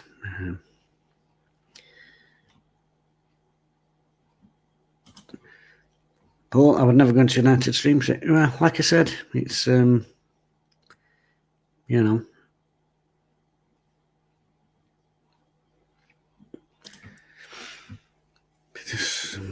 they have got a few odd balls, you know. What's your favourite Dutch player to play for Wednesday? Wim Jonk, Reggie Blinker. Wim Jonk was so crushingly disappointing to me. I was so excited when we got him. Obviously, we'd lost John Sheridan a couple of years previous to that, and we needed that midfield ball player. Obviously, he'd got the calibre, he'd got the career, play for Ajax, play for Inter Milan, Dutch national team, a proper ball player. Tipped up, fucking strolled about. Fucking lot of strolling about for me. Decent, still good passer at ball. In the same way that, you know, I'm 49-year-old, I'm still good passer at ball, but I can't fucking run either, and he couldn't run, and crushingly disappointing for me. Wim Jonk. Royston Drent. What a waste of talent, that boy. I mean, world at his feet. We will see Premier League this year. If not, definitely next year, you'll still be in the Championship. Well, thanks for that, Romeo, because I think you're probably the only person in this stream who thinks we'll be in Championship next season. Okay, up there. Wim Jonk, he was a massive disappointment. He joined us too late. He did. He really did. It was a joke because my screen name is Orlando Trustful, but funnily enough, I liked Orlando Trustful as a footballer, and he had so few games. And when he did play, he got an ease about him on ball. Bigger unit than you think as well. And I sort of wondered why, you know, I think Plato signed him, weren't him? Like, we've got a good ball player in, and when seemed to very rarely play him. I liked him. Favourites in it, gaffers have ideas, and I mean, No greater example of that than if you think about one of the greatest football managers of all time, whose teams played some of the best football of all time, in Brian Clough, and then you look at a player of John Sheridan's quality and the type of football that he played, on paper, you would say that is an absolute match made in heaven. But did he play for them one game? Sometimes your face don't fit or your manager don't fancy it. Sometimes it's personality. Because like I said, on paper, you'd have said, perfect. John Sheridan, the perfect Brian Clough player. But for whatever reason, you've got good players, to be honest. Not as good as us, but well, got a lot of kids. Admire optimism. Reggie Blinker against Villa was so promising that one game. Yeah. I think we definitely did the better out of that. Oh, ball. Oh. We definitely did better out of that deal when we got Di Canio down from Celtic for poor old Reggie. Yeah, promising debut, you know. I sometimes think it's the worst thing you can do, score on your debut, because it's like, now I've got a player here. And sometimes they don't live up to that expectation, do they?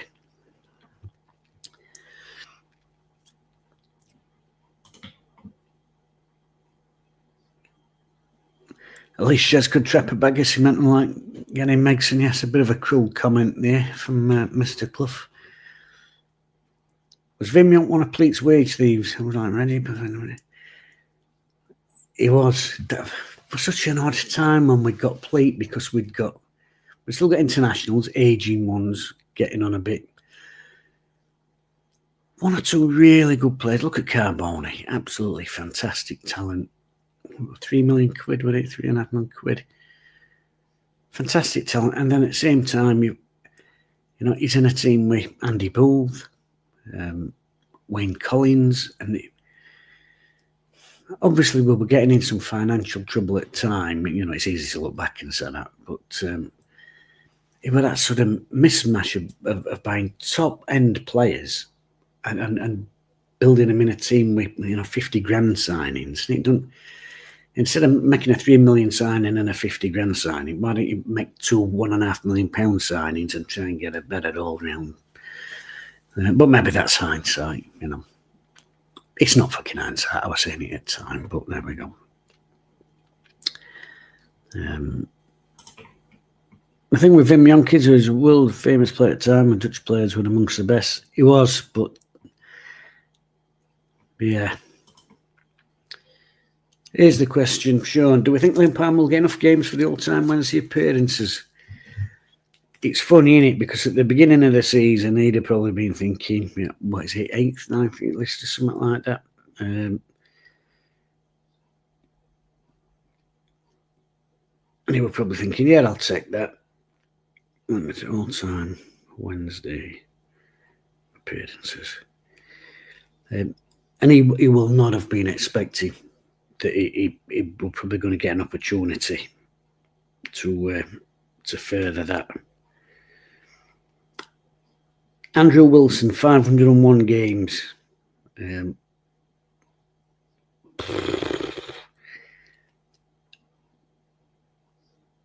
that's goals, sorry. 546 appearances. Liam Palmer's on 469. I suppose it is doable, isn't it? Another 80 odd appearances. I mean, he'll probably get 38, 40 in this season. Oh, sloppy. He'll go at Bucky or Tig Bale. I think he's found it a bit of a struggle this season, if I'm honest with you. Pleat, the man who sold David Eric Hurst. At the time, I was absolutely incensed. Looking back, probably a decent bit of business. I mean, I couldn't believe at the time. Selling David Hurst to me would be like DC selling Superman. At the time, I was like, no, I cannot believe it. And then, what's he played after he's left us? Maybe another 30 games in his entire career. So he incensed at the time, but in hindsight, at a time when Wednesday was starting to lose money hand over fist, that probably weren't such a bad deal for us, you know.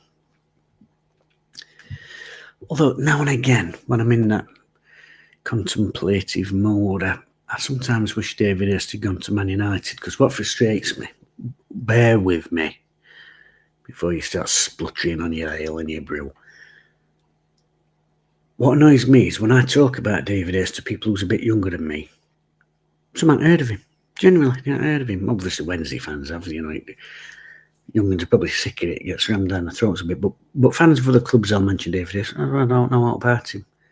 And you'll say to him, Ian Wright, they'll go, yeah, Alan Shearer, yeah, Les Ferdinand, yeah, David Hurst. And obviously Wednesday, even when they were finishing, 7th, 3rd, whatever in Premier League, still a bit unfashionable, not the darlings of the press. And he was such a wonderful player that I wish more people knew about him, and he'd have got that if he went to Man United. And sometimes I wish he had gone there. But it sounds daft. I think I'm getting, I'm maybe getting a bit senile. Mike is in the chat. The promise of scoring his first game. Remember Rodri thought we'd send a 30-goal season strike. That's the thing, innit? Like I said, scoring your debut, bit of an hiding to nothing. Then people expecting, aren't they, every week? And do you remember the young lad Sinetti? Who come on, I think it was Villa. Cut inside, scored a brilliant curling goal and bust into tears with happiness. I barely saw him again. I know it's hacking out, but Cobani and DeCanio were fun time to be Wednesday fan, absolute mental cases. Brilliant, absolutely brilliant footballers. Palmer needs another 8 games odd. Let me get them stats back on. Where are we? 469. Andrew Wilson, 546. Yeah, best part of 80 games, but if Takeover don't happen, I certainly think he can get 40 odd games in this season. I can see him breaking into top 5. He'll overtake Kevin Pressman this season and take that 4th place. Possibly. He could take 3rd place off Finney. He could get 2nd place. I mean, Andrew Wilson, 546, I think that record would probably stand forever, especially these days. Players move around a lot, but I think he could get 2nd place if he plays a lot. I really do.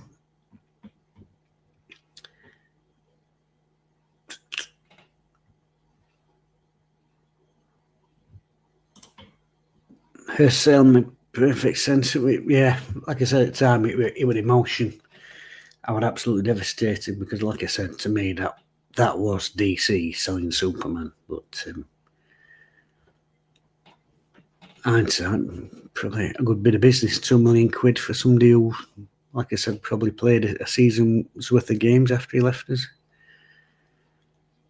And I think Pleat often takes nearly all the brunt for the start of the decline of Wednesday.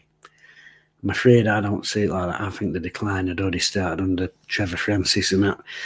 I know the argument will be, well, 2 cup final, finished 17th league, then 14th or whatever it were that last season. And people will say, and rightly, I'd take that now. I'd take getting to a cup final every other year and finishing 14th. Most teams in Premier League would take that now, wouldn't they? But we had an opportunity to really break that top sort of 3, that sort of monopoly of, at the time, Liverpool and Arsenal, Man United were just about to sort of make their comeback into it. And just on signings, letting good. I don't think it was that Trevor Francis let players go that he shouldn't have let go. I think he let too many go at once who were big characters and hard to replace. So, Wilson and Anderson got a Barnsley for managerial roles. Understandable. 2 massive characters you've lost in the dressing room there.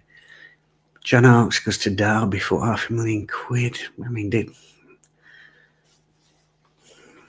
Worthington goes to Leeds because we won't give him an improved deal. Was Ian Nolan better than Nigel Worthington for money we paid for him? I'm not so sure. Phil King's let go for bugger all. And then big money signings on players that Jemson, 800 grand, you know, at that time. A lot of money. A lot of money for a kid who was a bit chubby, to be honest with you. I know he had that ankle injury, but still.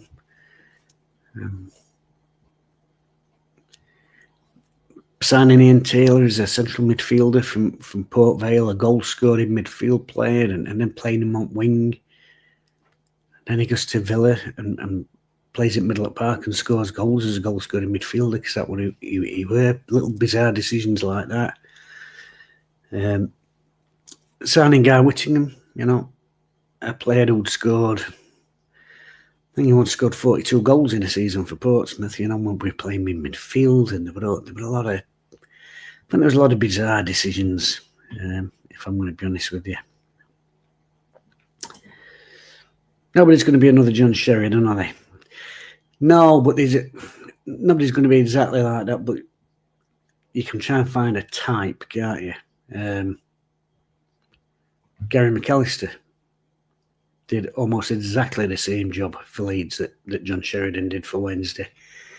And went on and did for Coventry and Liverpool up to point when he was nearly 40 when he piked in, weren't he? Fit as a fiddle. Fit as a butcher's dog. Remember a little plectry? Remember a lad called Mickey Hazard? He would another one. He got a bit of shez about him. Really good on ball, but he could leave a stud in when he needed to. Yeah. Kovacevic, another missed opportunity. Again, potential. Remember the game Boxing Day against, I think it was Bolton at home. I think he scored 2. Was it 4-1, 4-2? Potential there, but young lad, bit inconsistent, and then didn't sort of get that time to settle. Maybe he was a bit homesick, I don't know. You know, Kovacevic actually had a really good Premier League career, didn't he? And played for Norwich, Portsmouth, captain both of them clubs, and typical of us at time, we let his bloody work permit run out. You know, I think he only needed, but it's 6 games. Crackers. I've said this before. Send him on as a sub with minutes ago. Just make sure he gets his permit renewed, you know, so that one when he don't shit it. Oh, go on. Go. Be fair to Grimsby, they are getting numbers in, aren't they? They are getting numbers in defending. A minute to go. I think most concerning thing about this game is them 2 more injuries we've picked up with young lads. When did Chanzeri sign Superman? He won't know Superman if he smashed him in the face with X-ray vision. Ferguson won today, so that says enough. It does.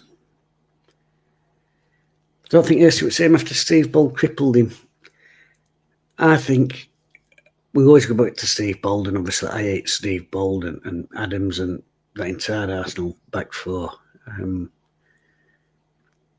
And it probably cost England in a way, because David Hirst at that time was the best striker in England. I don't care what anybody else says. A bit more experience than Shearer at the time, better goals record. And then Shearer and Hirst were both injured for parts of that qualifying campaign for 94, weren't they? Hirst was out injured. Did Shearer tear his hamstring or something, Achilles? And yeah, but that's the point I was going to make. Even in the season when David Hirst, when we were winning the 2nd division as was, and David Hirst scored 32, 33 goals, whatever it was, even in that season, he had a spell of about 7 games out injured. And what I noticed when he came back that following season, still good, still brilliant, in fact, absolutely brilliant, devastating, but he used to run on his toes. And when he came back that sort of 92 season, I just noticed he started running through his heel like that. Watching it old videos, watch him 1991 season, watch how he runs, spring, ball up foot, What's that season after? He's running through heel. Now, I'm not an expert physiologist or whatever they call it, but something's happened there in that injury that's changed his running style. And when you're running through a heel like that all the time, that's going to impact on your knee through your career. And I think that's all linked, if I'm honest with you. Dr. Jim. P. When's it Daly and Atkinson sell hurt? We did okay getting Paul Williams in now. Because it's about balancing it. Paul Daly and Atkinson's probably potentially one of the most exciting players I've ever seen at Hillsborough. I think he got absolutely everything. I've never seen a player, maybe Stan Collymore, I've never seen a player be able to hit a shot so hard with no backlift. I mean, literally no backlift. If you think you run up to strike a ball and you pull your leg back and you strike through it, Daly and Atkinson could strike a ball from there. Power, unbelievable power with no backswing. Unbelievable potential. And I was devastated when we sold him. And Paul Williams went in the class of Daly and Atkinson in terms of ability, strength, pace, on every attribute, apart from one. Daly and Atkinson were a better player, but that one attribute was work rate and dedication and focus on, the career and being the hardest working player you could be on any given weekend. And because of that, Paul Williams ended up being a perfect foil for David Ace because he tirelessly worked the channels and closed people down, and a great foil for him. Yeah. New York debut goal, nearly wet myself again. I think a player that scored on debut puts that pressure on you straight away. What a player we've got here. And sometimes you can't live up to it, can you? It was a bit stiff, New York. I liked him, by the way. I know he was Marmite. I did like him. One of our better goal scorers since the war as well. But it was a little bit stiff, and I always thought yoga, Pilates, I think you'd see a different New York. It was like a concrete Ibrahimovic, a bit stiff. I might trademark that one, the concrete Ibrahimovic. Leon, I was on holiday last week. I was talking to a Man United fan. The first name he said was Hurst. Well, I think they were well aware of him because they got linked with him every year, didn't they? I mean, Ferguson were absolutely desperate to sign him. Hurst and Atkinson, the most frightening strike force I've ever seen. And amazingly, we went down, which don't make any sense at all, does it? Although I do remember that season, I once went through it with a mate of mine, both a bit sad. And I'm pretty sure, at the time, it was the highest total anybody had ever got relegated, weren't it? But I think we hit the woodwork 13 or 18 times that season we went down. I mean, that is an incredible number of times to hit posting bar 18.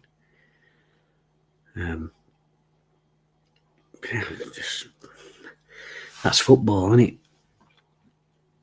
Dan Petrescu loved him. Nailed it at Chelsea with the Millionaires. Yeah, Dan Petrescu, the first of those sort of full-backs that don't tackle much. You think Big Ron would have kept Cantona?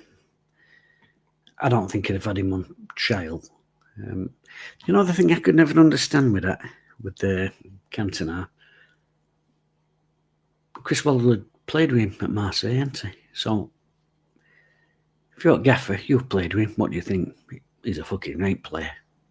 All right, we'll get it. You know what I mean? I don't know. The thing is, though, we always talk about Cantona as and there's whistle, 1-0, we are out. Shame for lads. Hopefully the two that's picked up a knocker, all right. Back to the league, won't Portsmouth, Saturday. Where were I? Cantona.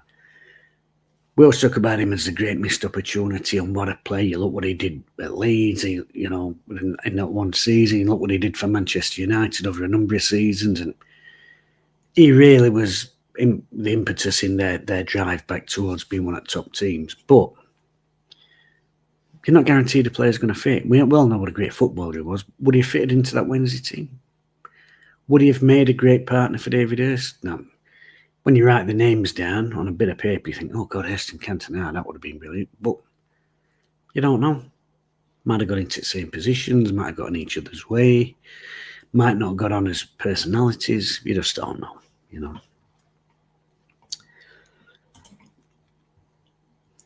The players at the time wanted Francis gone. They're down tools against Forest and we got battered. Oh, I do remember the Forest, yeah. And yes, Francis was a start signing rugby. I think it was. I liked Trevor. I liked the football we played under him. I actually thought it was a bit quicker than we played under Ron. Maybe perhaps a little bit more direct, which I enjoy direct football, obviously. First manager that we used to and team was Howard Wilkinson with, you know, Zico and Worthington and Gary Shelton and them. Chapman, big target man. And it was quicker. I thought we zipped it quicker under Trevor, but could he handle big personalities in the dressing room? And there were some massive personalities in that dressing room. Nigel Pearson, Hurst, Palmer. You know, I think famously he ended up falling out with Carlton. Wanting him to have a go on wing at one point even. And in terms of bringing players in, could he spot a player? I mean, Cloughie always said that about when he was at Forest, didn't he? He said, you know, it's Peter Taylor that spots the players. I get the best out of them, but it's him who spots him. He can watch a player for 3 minutes and tell me if he's going to be an international in future, you know. And some people are good at spotting players. Honestly, I think he'd be a right scout, me. Anthony Beale, I've been Lynn Palmer's greatest sport of the age, but if he gets a closer record, I mean, Chanseri's still around for that reason I'm out. Yeah, that's probably a fair comment, but like I said, I think he can take third this season. Those Yugoslav lads treated very badly by one or two ones who do not speak English and let him live off McDonald's. To be fair, at that time, most of the lads were living off ale. At McDonald's, at least they were getting some meat. That player to play for Portsmouth, Stevanovic, yes. Yeah, like I said, the fact that we let Stavanovic's work permit run out was shocking. I think my comments, I'm reading them at 8 minutes behind. It's because I've been rambling. I was there at Chelsea Way, Zoldering its peak. Stevanovic scored in every time, 2-2. Full time, cheers. QPR. A serious point here. Another game with no shots on target. That is an issue. I mentioned that in review I did for Bristol game. There is that. When it's first team up, so the second team that is tonight, there is that missing link between midfield and forwards. I don't know what we do to address that.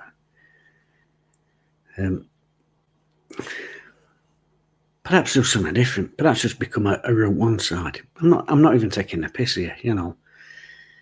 Sometimes when you're not the best team in the division, it's a sum of the parts, isn't it? Look at Wimbledon back in there, getting all the way from conference all the way to top division and winning FA Cup. We're largely the same group of players, you know. Ugly, perhaps. Effective, definitely. You know, there's some clubs, if you tip up there and try and play football against them, they're just going to do it better than you because they've got better players and they're going to batter you. And so do what makes them uncomfortable. Maybe we have to start turning teams around, getting it bashed in there in the box. I mean, Howard Wilkinson famously said, didn't he, you know, when Strachan went to Leeds and Strachan was saying, well, how are we going to play it? Obviously, he used to Ferguson, he'd had him at Man United, had him at Aberdeen. Get it down, out and out wingers, get it forward and this sort of, get it out wide. And apparently Howard Wilkinson said to him, when you've played for Ron and your other managers, he said, it gets the last 5 minutes of a game, you're 2-1 down, what are you going to do? And Strachan said, well, I don't know, bit more direct. You might even chuck a centre half up front and, hit the big man. And Howard Wilkinson said to him, right, yeah, but that's what we do from first minute. There's nothing wrong with that. There's nothing wrong with that. I'm going to try and catch up with the comments here. I like Newell, not the most talented man in the world, absolute nuisance.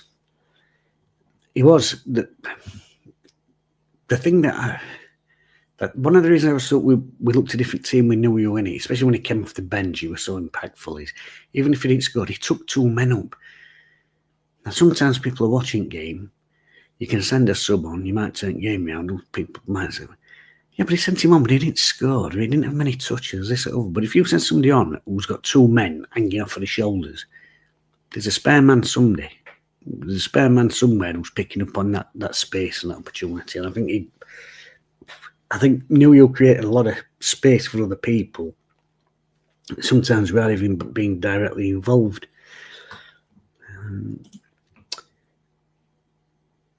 Tricky was too timid. Yeah, I think he was just a nice fella. I think Trevor perhaps fell into the trap too of. I think football was so easy for Trevor Francis. I'm sometimes at pains to use the phrase "natural footballer" because everybody has to work on it, even if it's when you're a kid in garden and or in park, and you don't realise you're working at it. You just see it as you're having fun, but you are all the time working at it. And I think Trevor Francis found football easy, and I think to that extent he probably just let the lads go out and just play. I'm not sure how much Trevor Francis had ever had to think about football, if that makes sense. And when you're a football manager, I think you've got to think about football more. Like I said, he was a natural player. I mean, there's an maybe it's a cliche, I don't know, but there used to be a thing that great players don't make great managers. Bobby Charlton, and he was always cited as one of examples. And then you look at players who've not had stellar careers. Arsene Wenger would be playing like French 3rd division or something, and he's an Alsatian actually, isn't he, Arsene Wenger? Mourinho, what he played in semi-pro league in Portugal, Sachi, Arrigo Sachi, a shoe salesman who made his way as a manager from the amateur league, the village league where he lived, up into semi-pro league, Serie C, and all the way up to A, and then European football with AC Milan. And he had a great quote, Sachi, which I loved. He once got pulled. I don't know if it's when he went to Milan or when he became the national team manager. And obviously very keen and furious press pack out in Italy. And one of them said, how can you manage these? One of the elite clubs or whatever it were, other than the national team, I can't remember which you were. How can you manage these when you were never a proper professional? You were only ever a semi-pro. And Sachi said, oh, sorry, I didn't realise you had to be a horse before you could be a good jockey. And I thought, what a fantastic fucking quote that is. Absolutely fantastic. And he would a big influence on me when I first started doing a bit of coaching and managing. Cantona was before Waddle at Wednesday. What? Mr. Tom. Oh, we had one season, didn't we? We finished 3rd, and then Waddle came in year after, didn't he? That's right. So was Eric that year, 1991?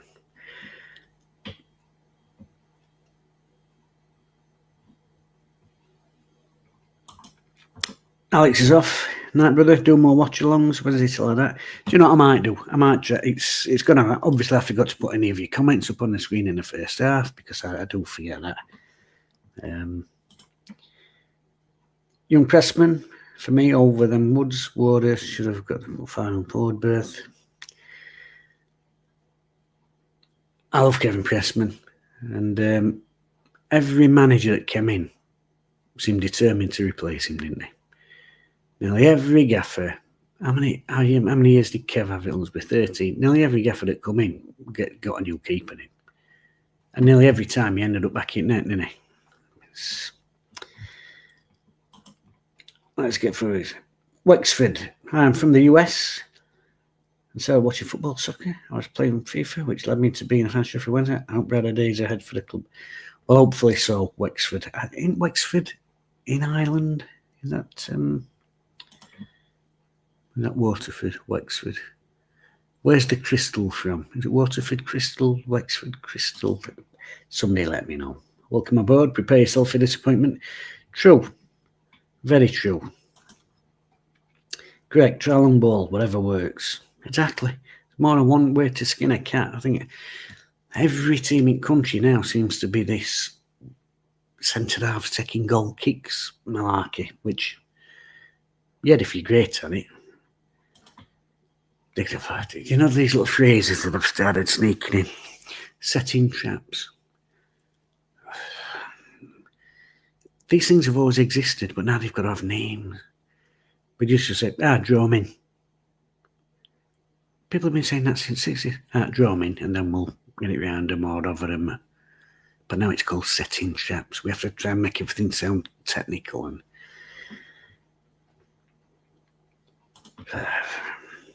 I know I can be a miserable bastard.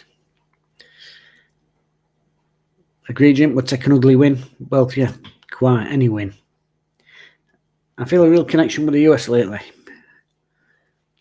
Don't get carried away, Alex. Don't believe out until it happens. I've said on here, if anyone who watches my videos knows, I'm desperate for us to be took over like the rest of us are, but don't believe out till you see a chairman stood on pitch with a scarf, Sheffield Wednesday. Until then, don't believe out. Because it only leads to disappointments in your life. Another welcome for Wexford. Enjoy the ride. It's never dull. It certainly isn't. Sharman's off. Have a good night, Paul. Glad you've joined us tonight. What did you think of Pablo Bonvin? I remember him scoring a goal in pre-season and my mate going, he could be next Maradona. And I was like, you're just fucking saying that because of fucking where he's from. There's a load of very little, not very strong, decent feet. I think Premier League, English game too much for him. Russell, time for the call. Please do more watch-alongs. Yeah, I might do. It's been all right, actually, hasn't it? Maurizio Sarri was a banker. Maurizio. I like saying that. Give me more of them names. I like saying them. As a kid, I had two goldfish. One was called Roland and the other one was called Nielsen. Really annoys me that whenever you see these programmes, it's usually on Sky, the greatest ever foreign players to influence the Premier League. Roland Nielsen was absolutely brilliant. He's the best right back I've seen in the flesh. Week in, week out. And I'm looking at Premier League and I'm thinking, who's genuinely been a better quality, a fullback than him? You didn't see people dribble around him. You didn't see people, I mean, maybe when he was 33 and he was playing for Coventry, I think I've seen somebody put a long ball over behind him and it might have been Giggs, I can't remember, got after it. And might have done him for pace at that stage, but I've seen anyone dribble around him.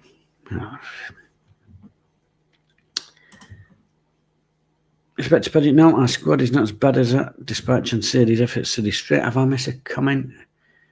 Where's Paget? I've had so many comments. Oh, up here.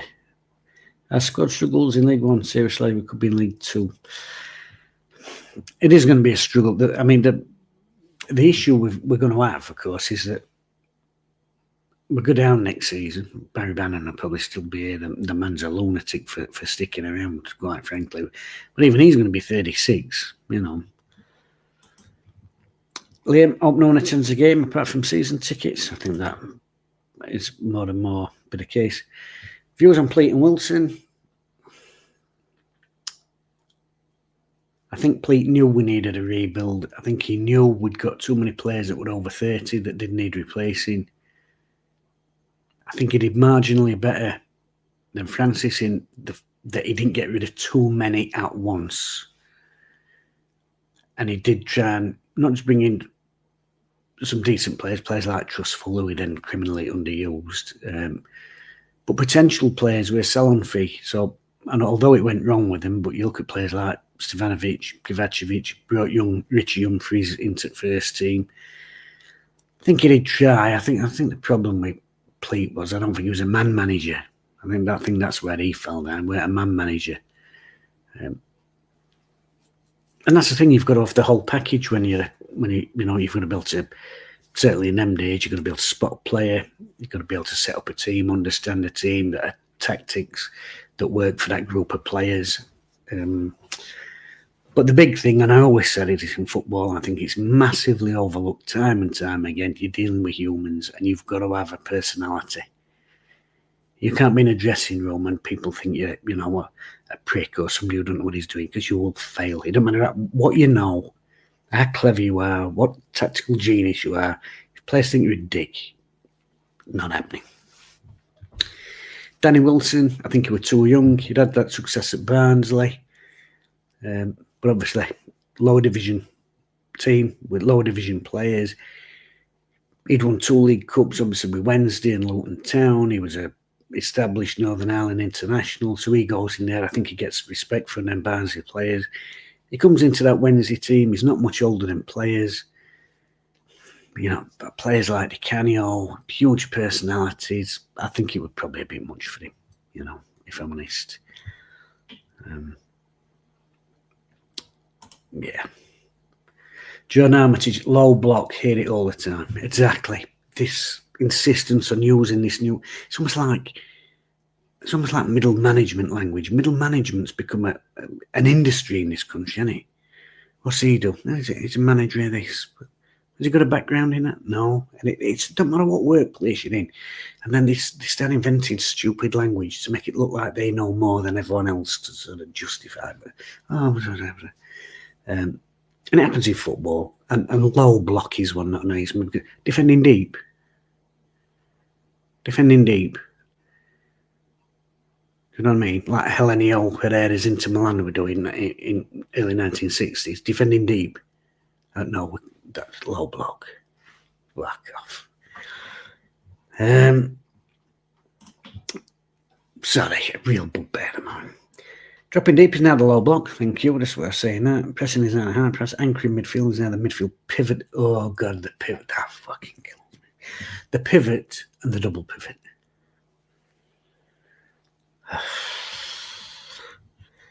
So upset that even my camera tried to turn its on off then.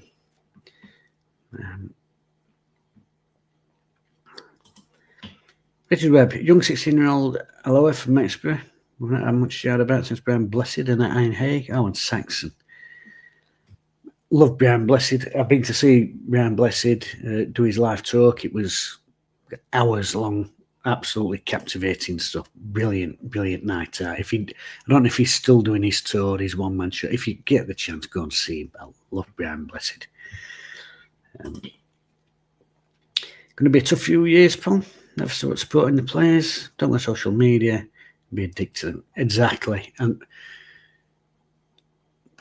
it's going to be a really tough season for us, a real slog for us, and the players are going to need us now more than they've ever needed us. They really are. And a little bit of, I don't want to say booing, but on Saturday, murmur.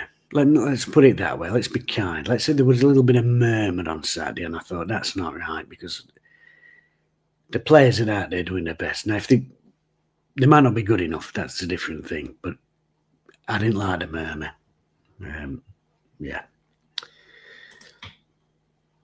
Paul's off to bed. Have a good night, mate. Thanks for joining in. Let's see what happened with his son seemingly coming off injured or what. Yes, Stinky. Yes, a bad tackle. In fact, there were a couple of bad tackles in that that first half. And it's two lads who've gone off injured, but he did look in a lot of pain. Had to cut his sock out.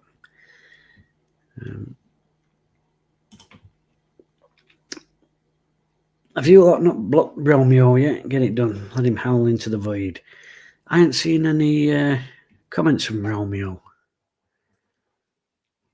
I haven't blocked him, but I can't see out from him. Yeah.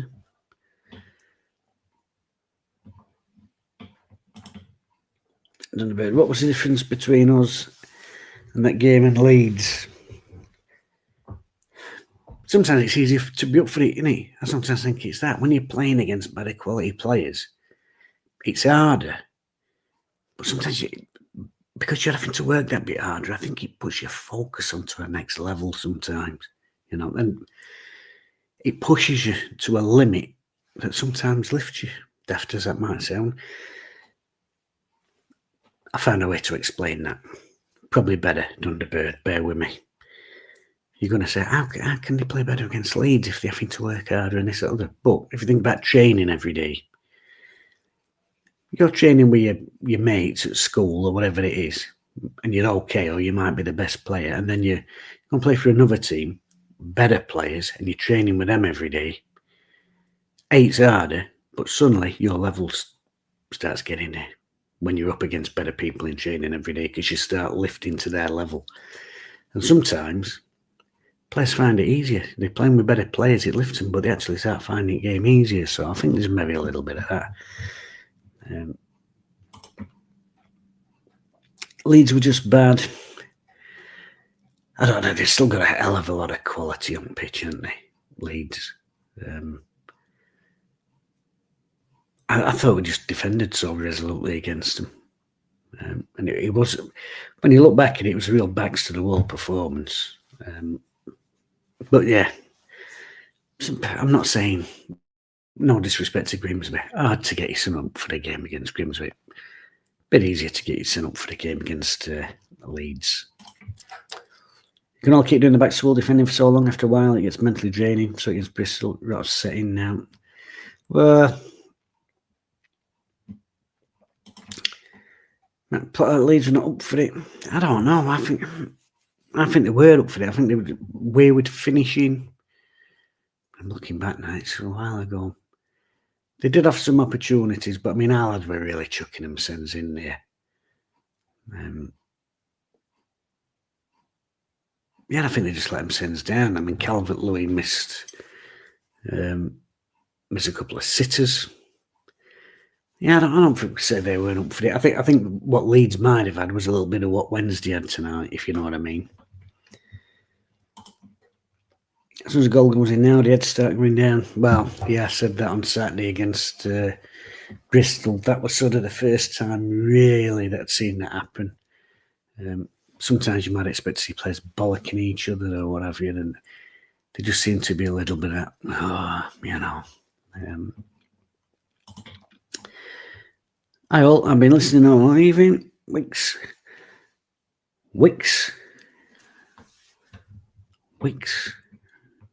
Do some DIY. I made all week. The Save Our Club now ain't good for mental emotional health. It ain't, no. But you know what is good for your health? A nice brew. So I am going to put kettle on, have another brew. I better get off. It's 10 o'clock. Damn, I might do another 5 minutes. Even though I think we've run out of things to talk about. Should we talk about Takeover, bollocks? No, let's not. Here's a moment of positivity. Imagine what Hillsbury is going to be like if Chancery sells up. If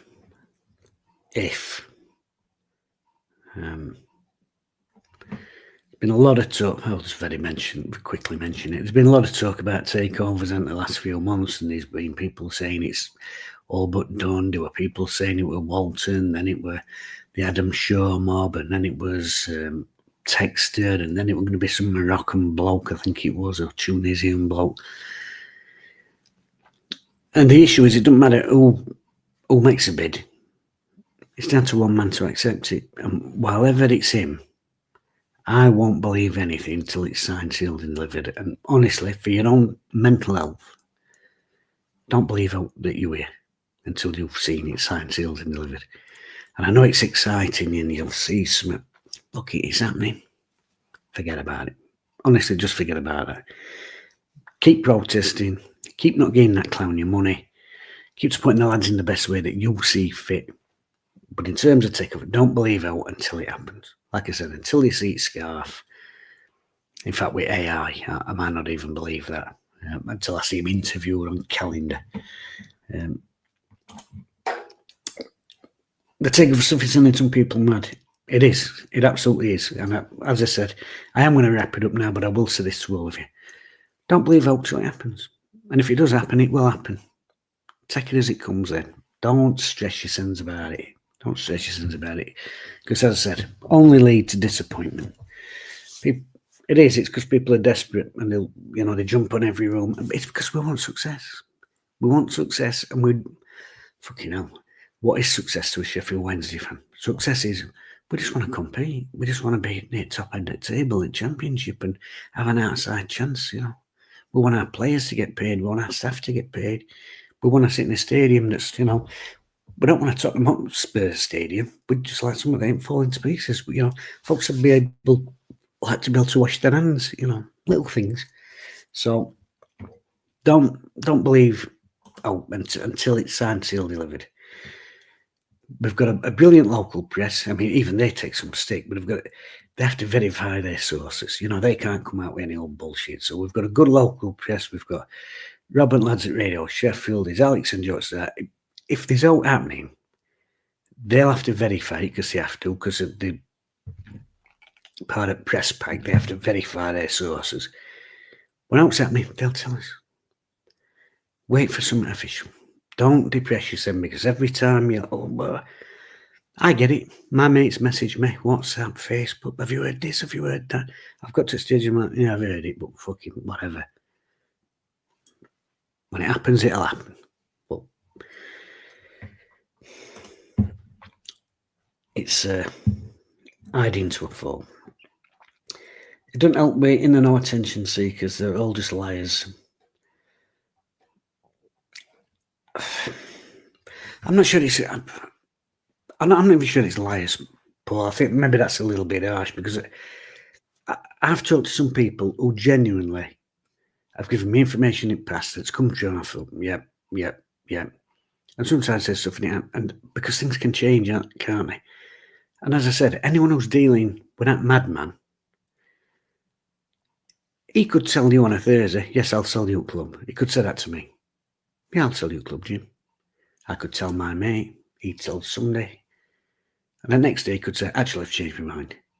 Then everyone thinks my mate's a lying wanker. And I think people do get carried away. Sometimes when you get a little bit of notoriety about it and you may be wanting to, I'm and that's everybody. That's modern world, But fans want players and staff to get paid. Good night, Al. Have a good one, pal. I think they believe their own lies, like Billy Lie. Like I said, there will be one or two bullshit merchants, absolute merchants who'll make it up. I won't be surprised if there's fans from other clubs that, come on to Wild Wednesday fans up for a laugh. Probably some down road. But there will be a lot of people that hear stuff that when they hear it is genuine news. But things can change fast. Look at buying an house. We bought an house, offer accepted, all going through, blah, blah, blah. Sale falls through. It's happened. It happened with me and Al. I bought our first house. Remember when Peter Atherton had Steve McManaman in his pocket? Good times. I'll say one thing about that. He did have a really good game against Steve McManaman. But I think it was the overall shape of that side that quieted him down that day. Because Pleat, tactically, he was quite good. He'll never get the credit for that because, like I said, he was a bit dour and not a man manager and this and that. But I mean, look, how many goals did he get out of Clive Allen that year at Spurs? 49 goals. Playing a 4-5-1 at a time when everyone else in England were playing 4-4-2. He had some good ideas, Pleat, but like I said, but that's not a man manager. Anyway, I am going to wrap it up because I'm getting a little bit giant throat, and I do need another brew. I might have a word with my mate Dan and see if he can get me a few of these. Maybe I could give them away one week in a competition. We'll have a look. Anyway, thanks all for watching my first ever watch along live stream. We've not really talked about the game, but second half there wasn't much to talk about. Next video, I will be doing a review for the game at the weekend, which is, if I remember rightly, it's Portsmouth. Until then, take care, look after your sins, and don't believe out. It'll only upset your sins.